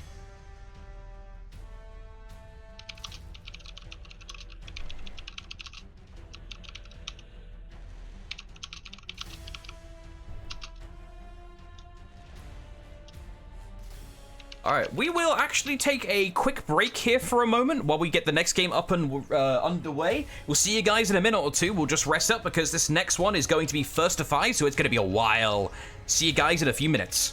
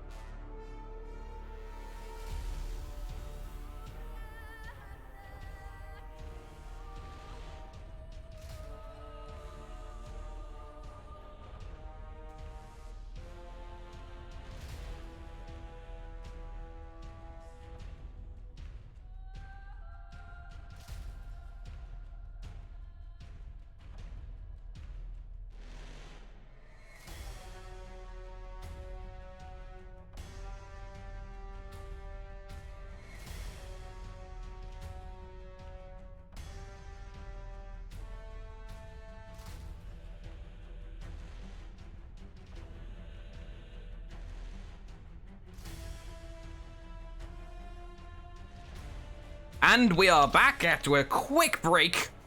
We now have the grand finals of today's proceedings coming up for you very shortly. The teams are ready to go. We are now just waiting on the eye. I have some water now. Okay, alright, all players are ready and in the match together.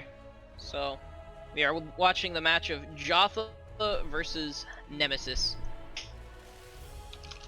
I'm gonna give them the go-ahead to start their match.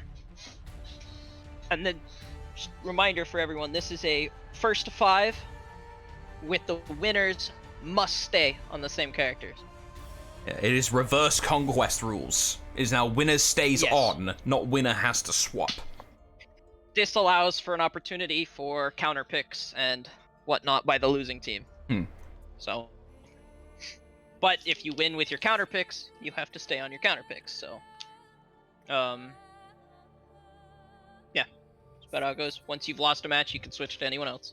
Now, question for you: are you allowed to go back to the same well twice on a character, or are they locked out? Yes, you may go back to the same character because of the way that it works. Just once you win, everybody else in the cast is lost until you've lost that match. Then okay. You have to go. So on the trot, it's basically just like you can't have the same team twice on the trot if you lose. Okay, yeah, I understand now. Got it. Well, you can even keep the same team if you lose. It just gives an opportunity to. Okay. Gives an opportunity. I'm describing old rules. Never mind. My brain is a sieve. I'm drinking water. You do introductions, Frog. All right. So yeah, Antonio and Living from Team Jotha. That's who we saw dominate the past bracket, and now we have Nemesis come up to meet them, and we'll see if they take every match they play in. Now, question. Both teams are running a Kyoshin. Round 1. I think there might be an invalid feat, question mark? What was it? I saw a passive feat in tier 3 on Toet. Let me confirm that. Oh wait, that's an active. No, Never mind. That's the active. Okay. Never mind. Brain go burr. I'll shut up now. This is why I don't admin. This is why I don't admin. I'm seeing things, man. I'm hallucinating. You're making me panic that our crown jewel match is gonna mess up. Or our king's showdown.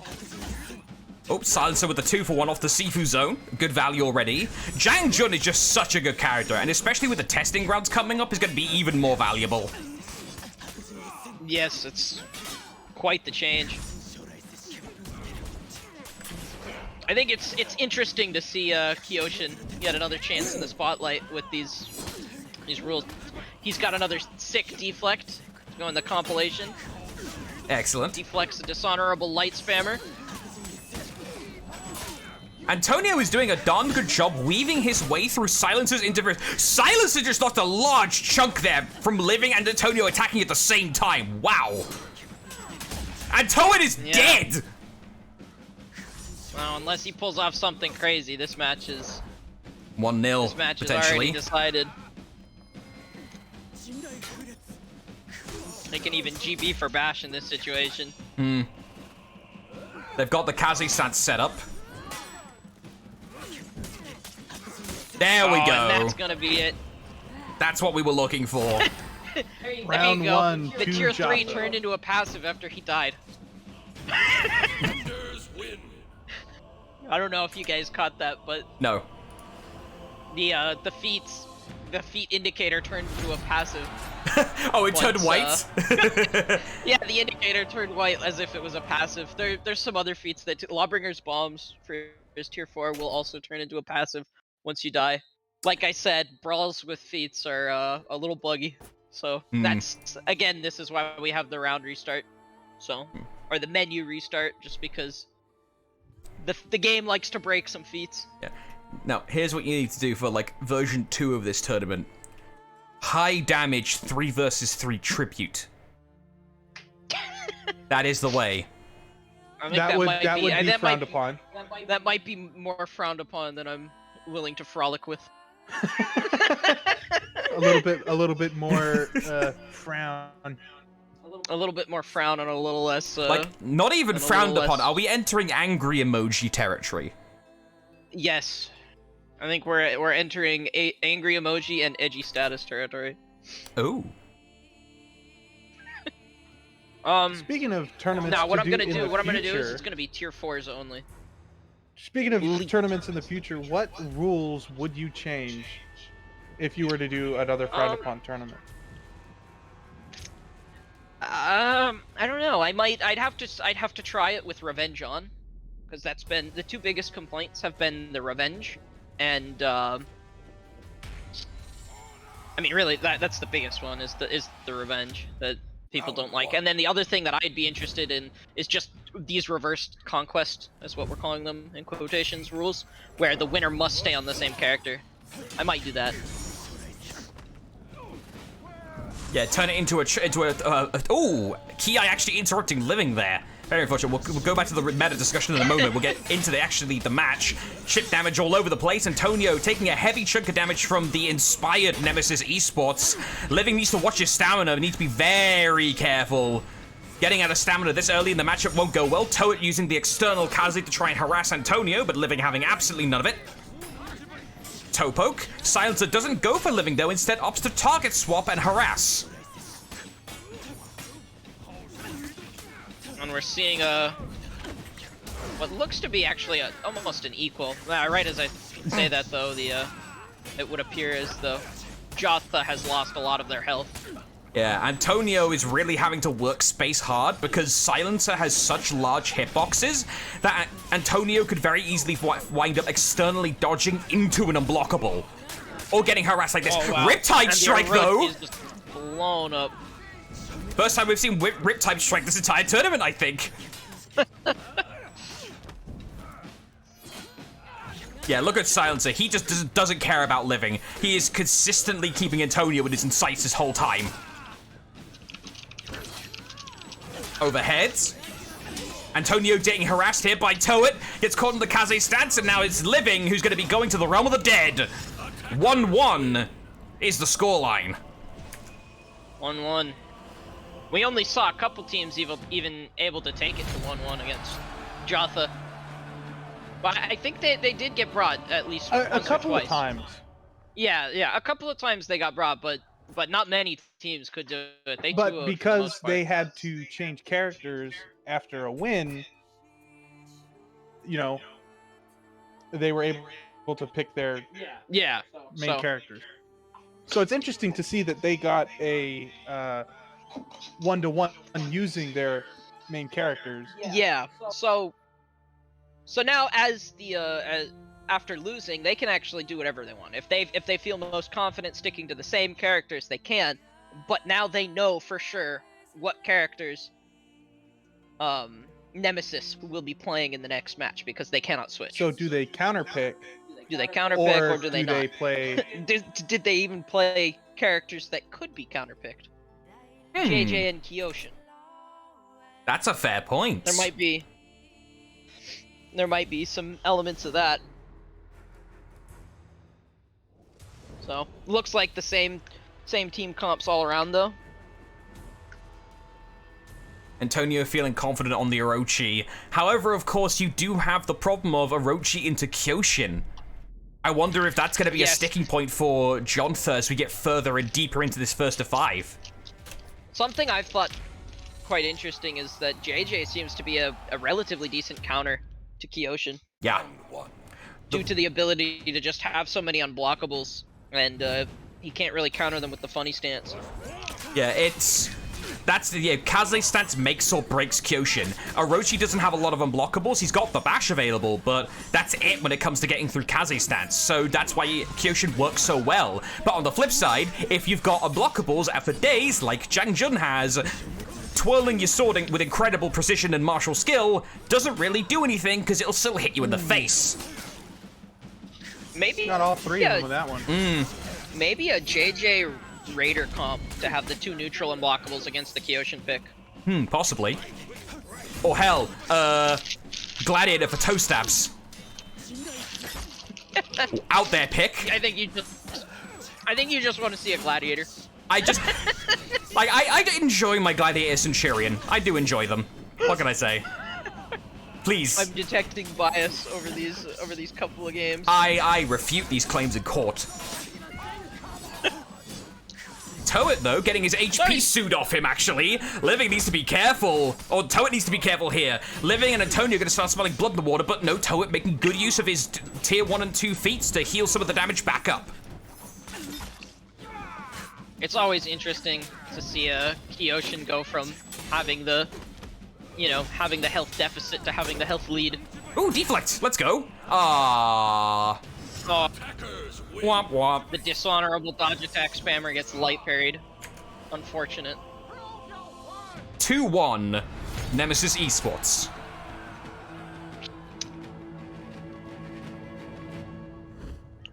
Yeah, I should probably keep track of that somewhere. I've got track of it. Very good. And You now said we it's go in for the- favor of Nemesis, right? Yes, 2-1 Nemesis. Ah, okay. These have been close matches, though. Yeah. Admittedly, that third match was very much a, like, okay, Nemesis have found their rhythm. Yeah, it did feel that way. So, let's see, though. They've been playing all morning, and Jotha might just be getting warmed up, so... That's a very fair point. It's first to 5, But yes. the other... I suppose the other argument could be made as well, where you could say that they're running low on stamina, because they have been playing all morning. Hmm. And I guess, for them, it's not even morning, so... even then, more food for thought. Now it's a mirror. Antonio dipping into the Kyoshin and living on the Jangjun. Alright. Are the So this feats match identical? is for an additional 10% towards the prize pools they've already earned. And Frog looks like Living's actually taking the page out of your book, going with the deadly choice. It was either you or Reese that said it, and not going with the Among Us All feat, the tier 1, but instead the Oh yeah, deadly. I think you get a little bit more use out of deadly because you don't have to worry about the cooldowns, and just Flat damage you can't increase. get the whole team. Yeah.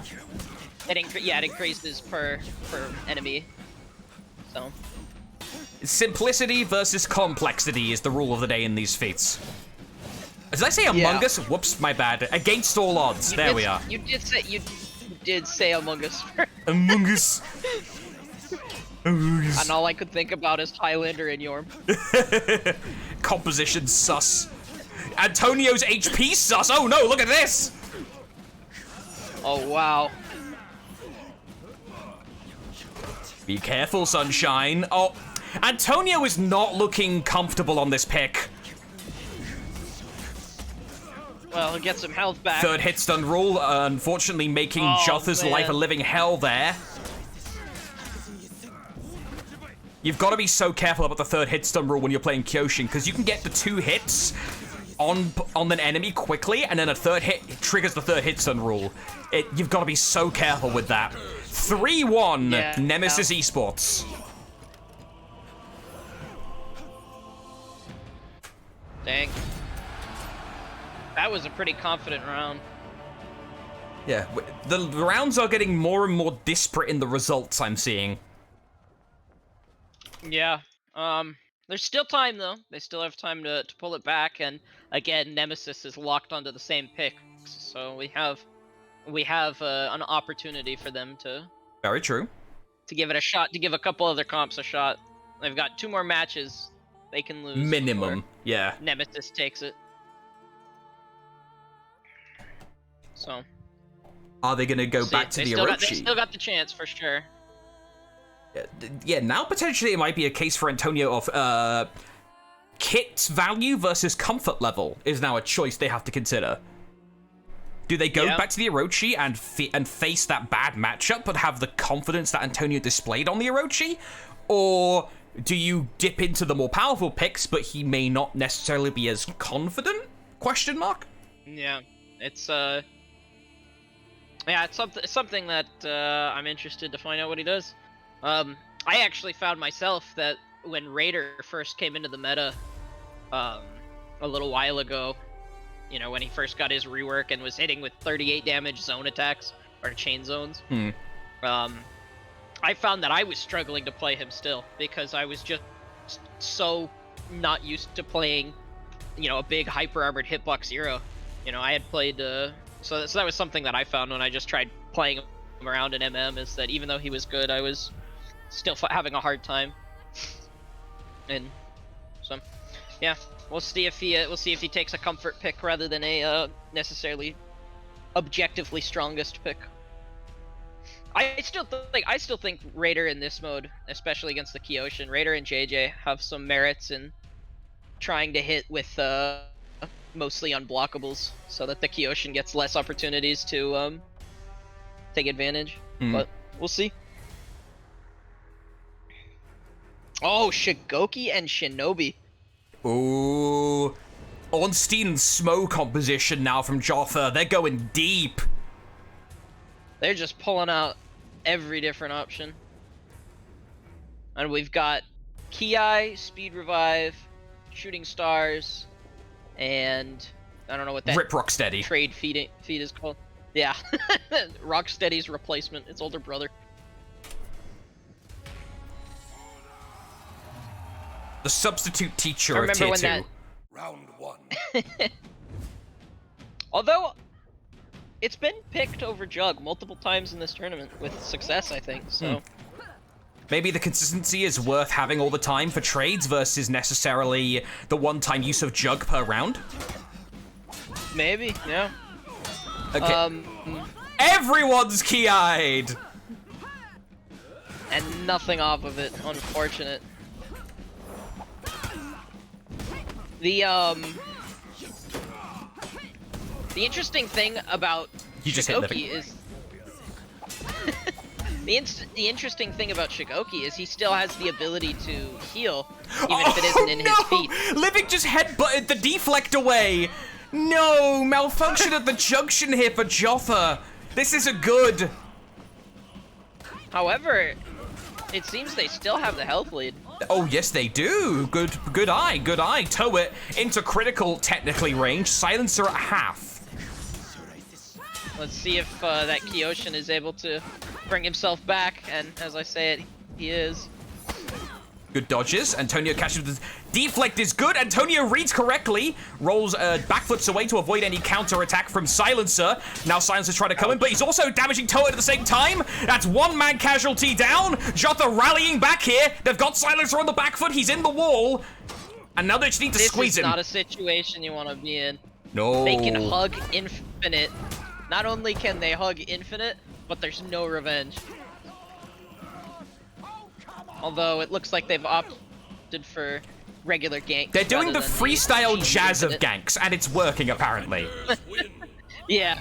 All right. 3-2 now. So, indeed. And again, we'll be seeing them stay on the Shinobi and the Shigoki. So. Is there going to be a swap from Nemesis? I don't know. I think these reverse conquest rules are producing more interesting games. You reckon? I think they're better because they allow for counter pick opportunity. But this is also especially promoted in this one because it is a best of 5 or it's a first of 5. That is so a good point. You have you have the time to try out some experimental picks, some, you know. Looks like you've no got switches. time to make some mistakes and it not, you know, be the end of the match. Exactly. So, and there are no switches this round. So. Okay. Any feat swaps? No. We might have found our finalist heroes here, maybe then. I wouldn't be surprised if the rest of the match went by without a single character swap from either side. Yeah. Quite possible. Round 1. We've got a minimum of 2 more games if Nemesis win in a 2 sweep here. Yeah. Senka played a little bit of Shigoki in the scrims with throw further. With throw further, let's go. After getting a GB, he would hurl one person off and away, and then try and target swap the chained hug. Ow! And use the throw further as effectively like a peel for his own hug. Excellent. Speaking of excellent, the first time we've seen a true double on, like, out of stamina punish this tournament. Toet getting thrown on the floor for a heavy follow-up by Jotha. Damn. That's Or a Yotha. lot of damage. Oh, Antonio, though, yeah, this Inspire sucks for Antonio right now. Giving Toet and Silencer that temporary edge and damage for the next couple seconds. Yeah, as that happened, Shinobi's health has gone Bye-bye. pretty much down the drain. Here's the Against All Odds, now deployed, again buffing the damage of Nemesis Esports. And Antonio clips the side of Antonio. Silencer clips the side of Antonio's head. Living on his own now. Gets hit in the Kaze stance. But. That's all they need. 4-2 reads the scoreline. Nemesis Esports on tournament point. Yep.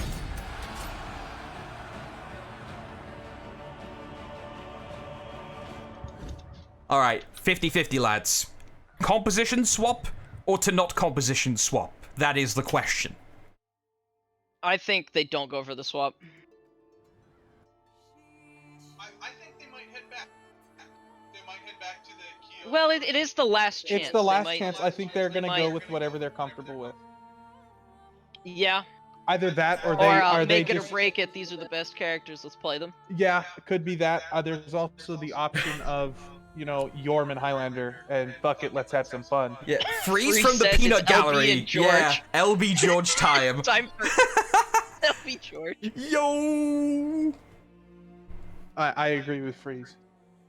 Peanut Yes. gallery with the best I suggestions. think we'll see. In fact, I think we'll see both teams swap to LB George. What? They didn't? Crazy. Just forfeit the game so that you can do it. Dang, Freeze is discovering the new meta. Top heavies for stamp 2023 trade. meta. George does the damage. Oh my. 2023 stamp.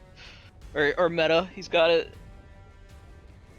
Oh, plus the tier 1 from LB for lower stamina. Mm-hmm. Damn, we got the 2Z meta. Here we go. Tournament point for Nemesis Esports. Can they claim it, or will Jotha take this potentially all the way back? Let's find out.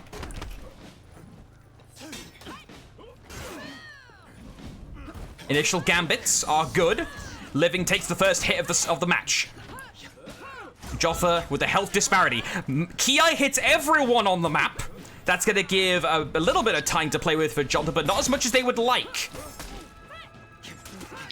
Right now, Shigoki's got that damage buff back up. He can make use of it. He lands a headbutt. Two-man light, that's good. Antonio working well with Living now. Able to consistently apply damage to both Silencer and Toet. Health averages looking about same for both teams here. Yeah, with a slight favor for Nemesis. Living, Or no, sorry, for Jotha. yeah, Living gets caught in the GP though, and now here's where Silencer comes in clutch. Being able to throw these sniper-like unblockables from downtown. Could chip away both at Living and Antonio in equal measure. Double parry. Toet might be the first fatality here. Very close. He's healing! That was a clutch heal!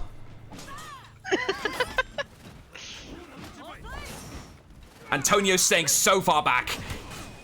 And down goes Toet.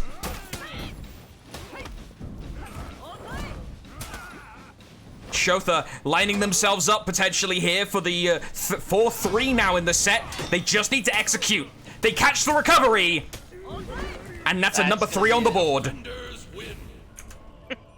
Dang, they stuck with it and then pulled through and around. This is getting intense.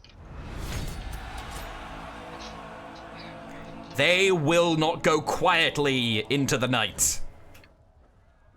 Mm-mm. Definitely not. This is exciting. Indeed. More, like, This tournament is a deliberately dumb rule set, but it actually produces a pretty quality matches, unironically. Yeah, I mean, believe it or not, I dotted my I's and His I brain dotted my has at T's. least one wrinkle. I dotted my T's and crossed my I's before before we came into this Frowned-upon There tournament. might be a method to the madness. I haven't decided yet. One wrinkle may have been discovered upon the frog's head. Yes, Upon further inspection. somewhere in there. Upon further inspection, the grey matter is indeed textured. All right, and again we're seeing the same picks by everyone. I think that's it for the tournament. I think I was right when I said that we're not going to be seeing any other picks, but I think so. in a 4-4 situation, I don't know. Yeah. We're 4-3 currently. Jotha needs to win 2 more. Nemesis only needs 1. Yeah, very close matches. Will they win? Find out next time. Stop. You're banned.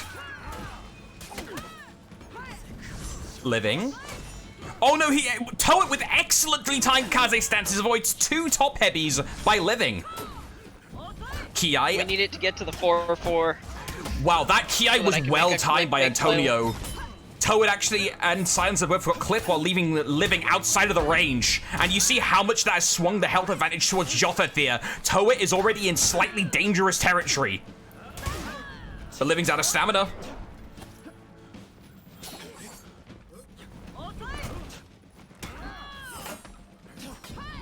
Toet, critical. Very critical now. He's got the ability to heal, however, so let's see if that comes into play. He's baiting out a Kaze stance, fishes it off of Living, but Living follows up the chain. 1 casualty. That's gonna be it. There might be enough There's health close there enough. to, This is close enough nut that up this and could clutch. be. You might be This right, Reese. could be an anti-gank. This is. Pray to whichever Although these YouTuber games you are- enjoy, we may get a montage here. The hug, that was badly timed. That was a lot of HP lost. Accidental Lord Demtech. The advantage is slowly going. Time is not Silencer's friend here. Oh, the whiffed light after Feint. Kick. JJ's always had problems. Here's the with gank whiffed setup. lights on Feint. Kick. Follows up. He's on the wall too. Silencer's out of position. Oh, I think They this got is it! There it is. Oh, so close. 4-4 is the scoreline. Needed was the zone. Final Crazy. round, in the words of James Shen. Holy cow. What a close Wow. match. He That almost pulled off the anti-gank there. All he needed was the zone, and JJ's zone hitbox starts at 300 milliseconds to the left. And against a reflex guard character like Shinobi, if he's not already... You know, I mean, it's just... That almost came down to luck, whether or not that zone came out and killed the Shinobi there, and stuffed the GB. That was crazy. Alright, match point for the tournament. Who takes the King's Showdown? Let's find out. who takes the king? I'm just not gonna continue. Yeah. that. Abandon That was thread immediately.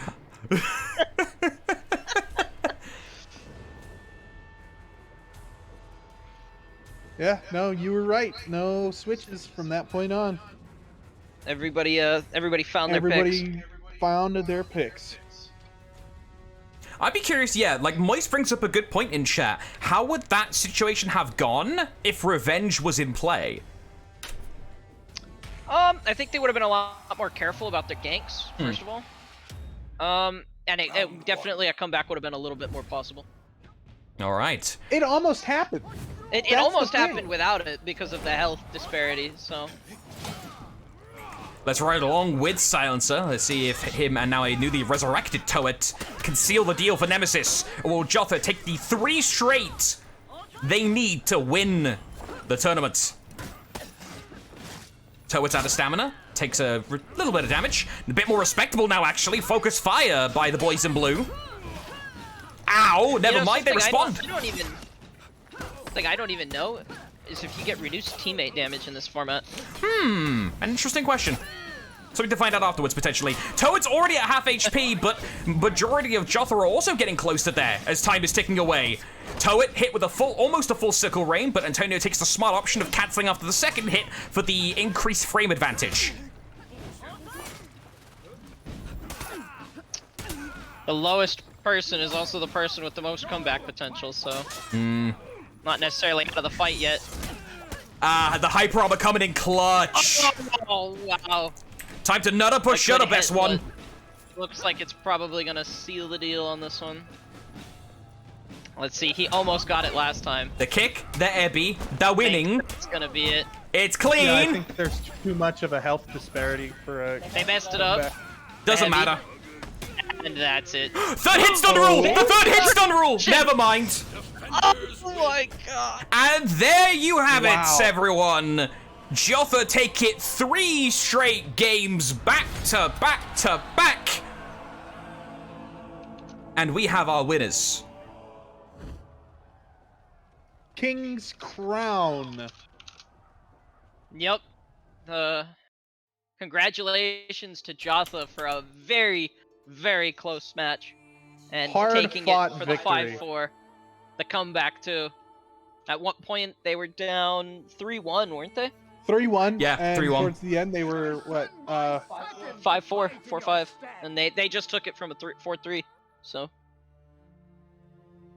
So yeah, 2 straight. But either way, still impressive stuff. quality matches. Now, final question for production purposes. Winners interview, question mark? Yes, no? I can shoot them a message and see if they want.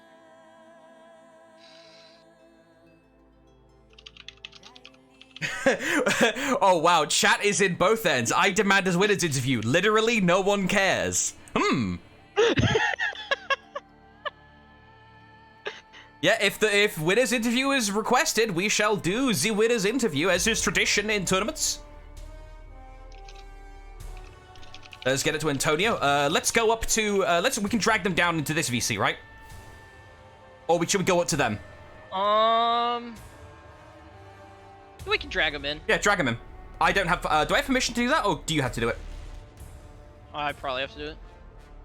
Hello. Hello, hello. Antonio and Living, congratulations! Thank you. It was a neat tournament from the first Saturday. Yeah, I know that was a great performance by you guys. You swept not only your bracket last time, and then Looks like you the whole managed to tournament. take it in a comeback this time in the winners or in the grand finals. So that was really well played. Good job. I mean, let's face it though. Like seeing a team like destroying competition like it's nothing. It's kind of boring after a while. We wanted to make something a little bit more spicy. You know, we gave them 4 rounds of advantage. Which after the first round it was kind of easy. So we said, yeah, let's throw 4 rounds in a row and then we win another 4 like it's nothing. Because we need to teach. We need to still give them like a little bit to share. You know, like ooh, we got 5-4. We got 5-4. Well, regardless of the levels of I don't know how in depth this conversation is right now. Does it need to be? Like, normally in Frowned-upon tournaments, like, we do the traditional questions. However, at this point, Antonio and Living, the floor is yours. Anything you wish to say to anyone at any time, any call-outs, commiserations, or anything you wish to plug, now is the time. This is your moment. You won. Well, I'm pretty sure my friend here Living wants to claim a title that is for a long time in his dreams, and now I think he can actually claim it for himself. I'm gonna claim the title that I'm the best Shigoki in the world. Ooh. No matter what game I make this character viable. Yeah, I don't know if you heard, but I was talking about how in some of the scrims, Senka tried this, or Senka tried the pick for Shigoki, and he was using throw further to try and throw people out of the fight, and then go for a hug on the other person. It's pretty ridiculous. Oh, that sounds so good. Science. Yeah. Love. Yeah, just creating your own peel preemptively with throw further. So. Anything else to say, Yeah, Living? no. I'm gonna give a shout out to the Red Fan Club for playing that very good today. Yeah, Like- yeah, they did pretty well. Like they had a very close matchup against, I think Nem was it, and even though it was that close, like they did a very good job. Yeah, I agree. I was pretty impressed with their performance as well. Fun So it's games my- all around. So Yeah. it's my turn now. Indeed. I can start. Living decide one or two. One. Okay, we start for a minute then. My blitz man. The guy cannot like even see feats if they're right selected or not. He deserves all the fucking DQs he deserves. He's like a nobody. He barely can join tournaments and select the right feats. It's like nature. They probably are brothers, lost brothers. So I'm so happy that they didn't even manage to qualify for the finals because they would have got destroyed anyway. Because like let's face it, NA is like a bra moment compared to you. And they didn't know. He just goes, "Ooh, between choosers screams. Yeah, where are you in the tournament, huh? Where are you? Where are you? Sorry, I cannot see you. I cannot even see you. Wait, I'm gonna wait. Not even place. Ah, I see. Didn't even manage to qualify for the first fucking King of the Hill. Yes. Then we go to El Totmindovic because that piece of shit said no winners interview because no one cares. Yeah, that's what. You're gonna sleep in the fucking. You're gonna sleep in the sofa tonight, you fucking bitch. That a big shout out. That a big shout out. Shade. Then a big shout out to Riz's mother, my one love, the only woman that I love, the only one that I wish her a bed with. The Riz's mother, we're gonna marry this summer. I'm so happy because I'm gonna Blitz also lost to Tourette's Warlord as well. Happens, you know? Alright, well, thanks for the winners interview. Gonna say, No, I hope it was a good one. Thank you very much, Frog, for hosting the tournament. I appreciate it. Like, I know this is like a prototype of the tournaments you wanna try to host. I thought for the entire foreigner community, I think for the entire competitive scene, we thank you so much for like making this kind of tournaments, for keeping the comp scene alive because I have never seen like in 4 months of fucking comp career already. I've never seen like more than 10 teams like in the same tournament or in the same like at the same time connected. So thank you very much. And I mean I already told like I already told you like some changes they can do, like they will make the tournament a little bit more fluid. Yeah, it's a little bit more standard. A little less frowning. Yeah. Alright, GG's, great performance. Thanks for stopping by for the interview. Alright. GG's. Alright. GG's. Bye-bye. Bye-bye. Alright. Choice words. Choice words.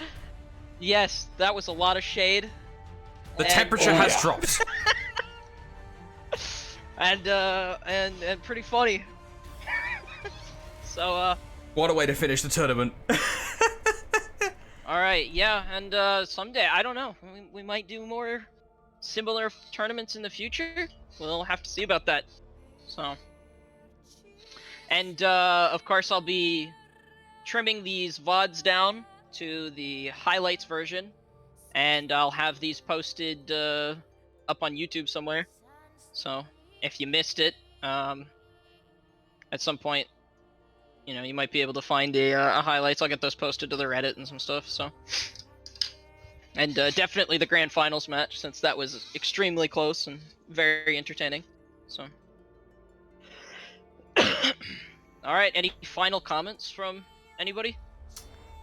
The frowns have turned upside down, truly.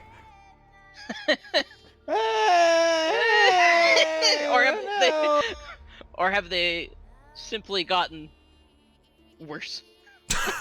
More frown-like. We'll find out on the next episode of whatever the fuck this TV show is. Yeah. Not the Jersey Shore. Not the. Okay. Thank you all for watching. I am executive vetoing the production. You can all go now.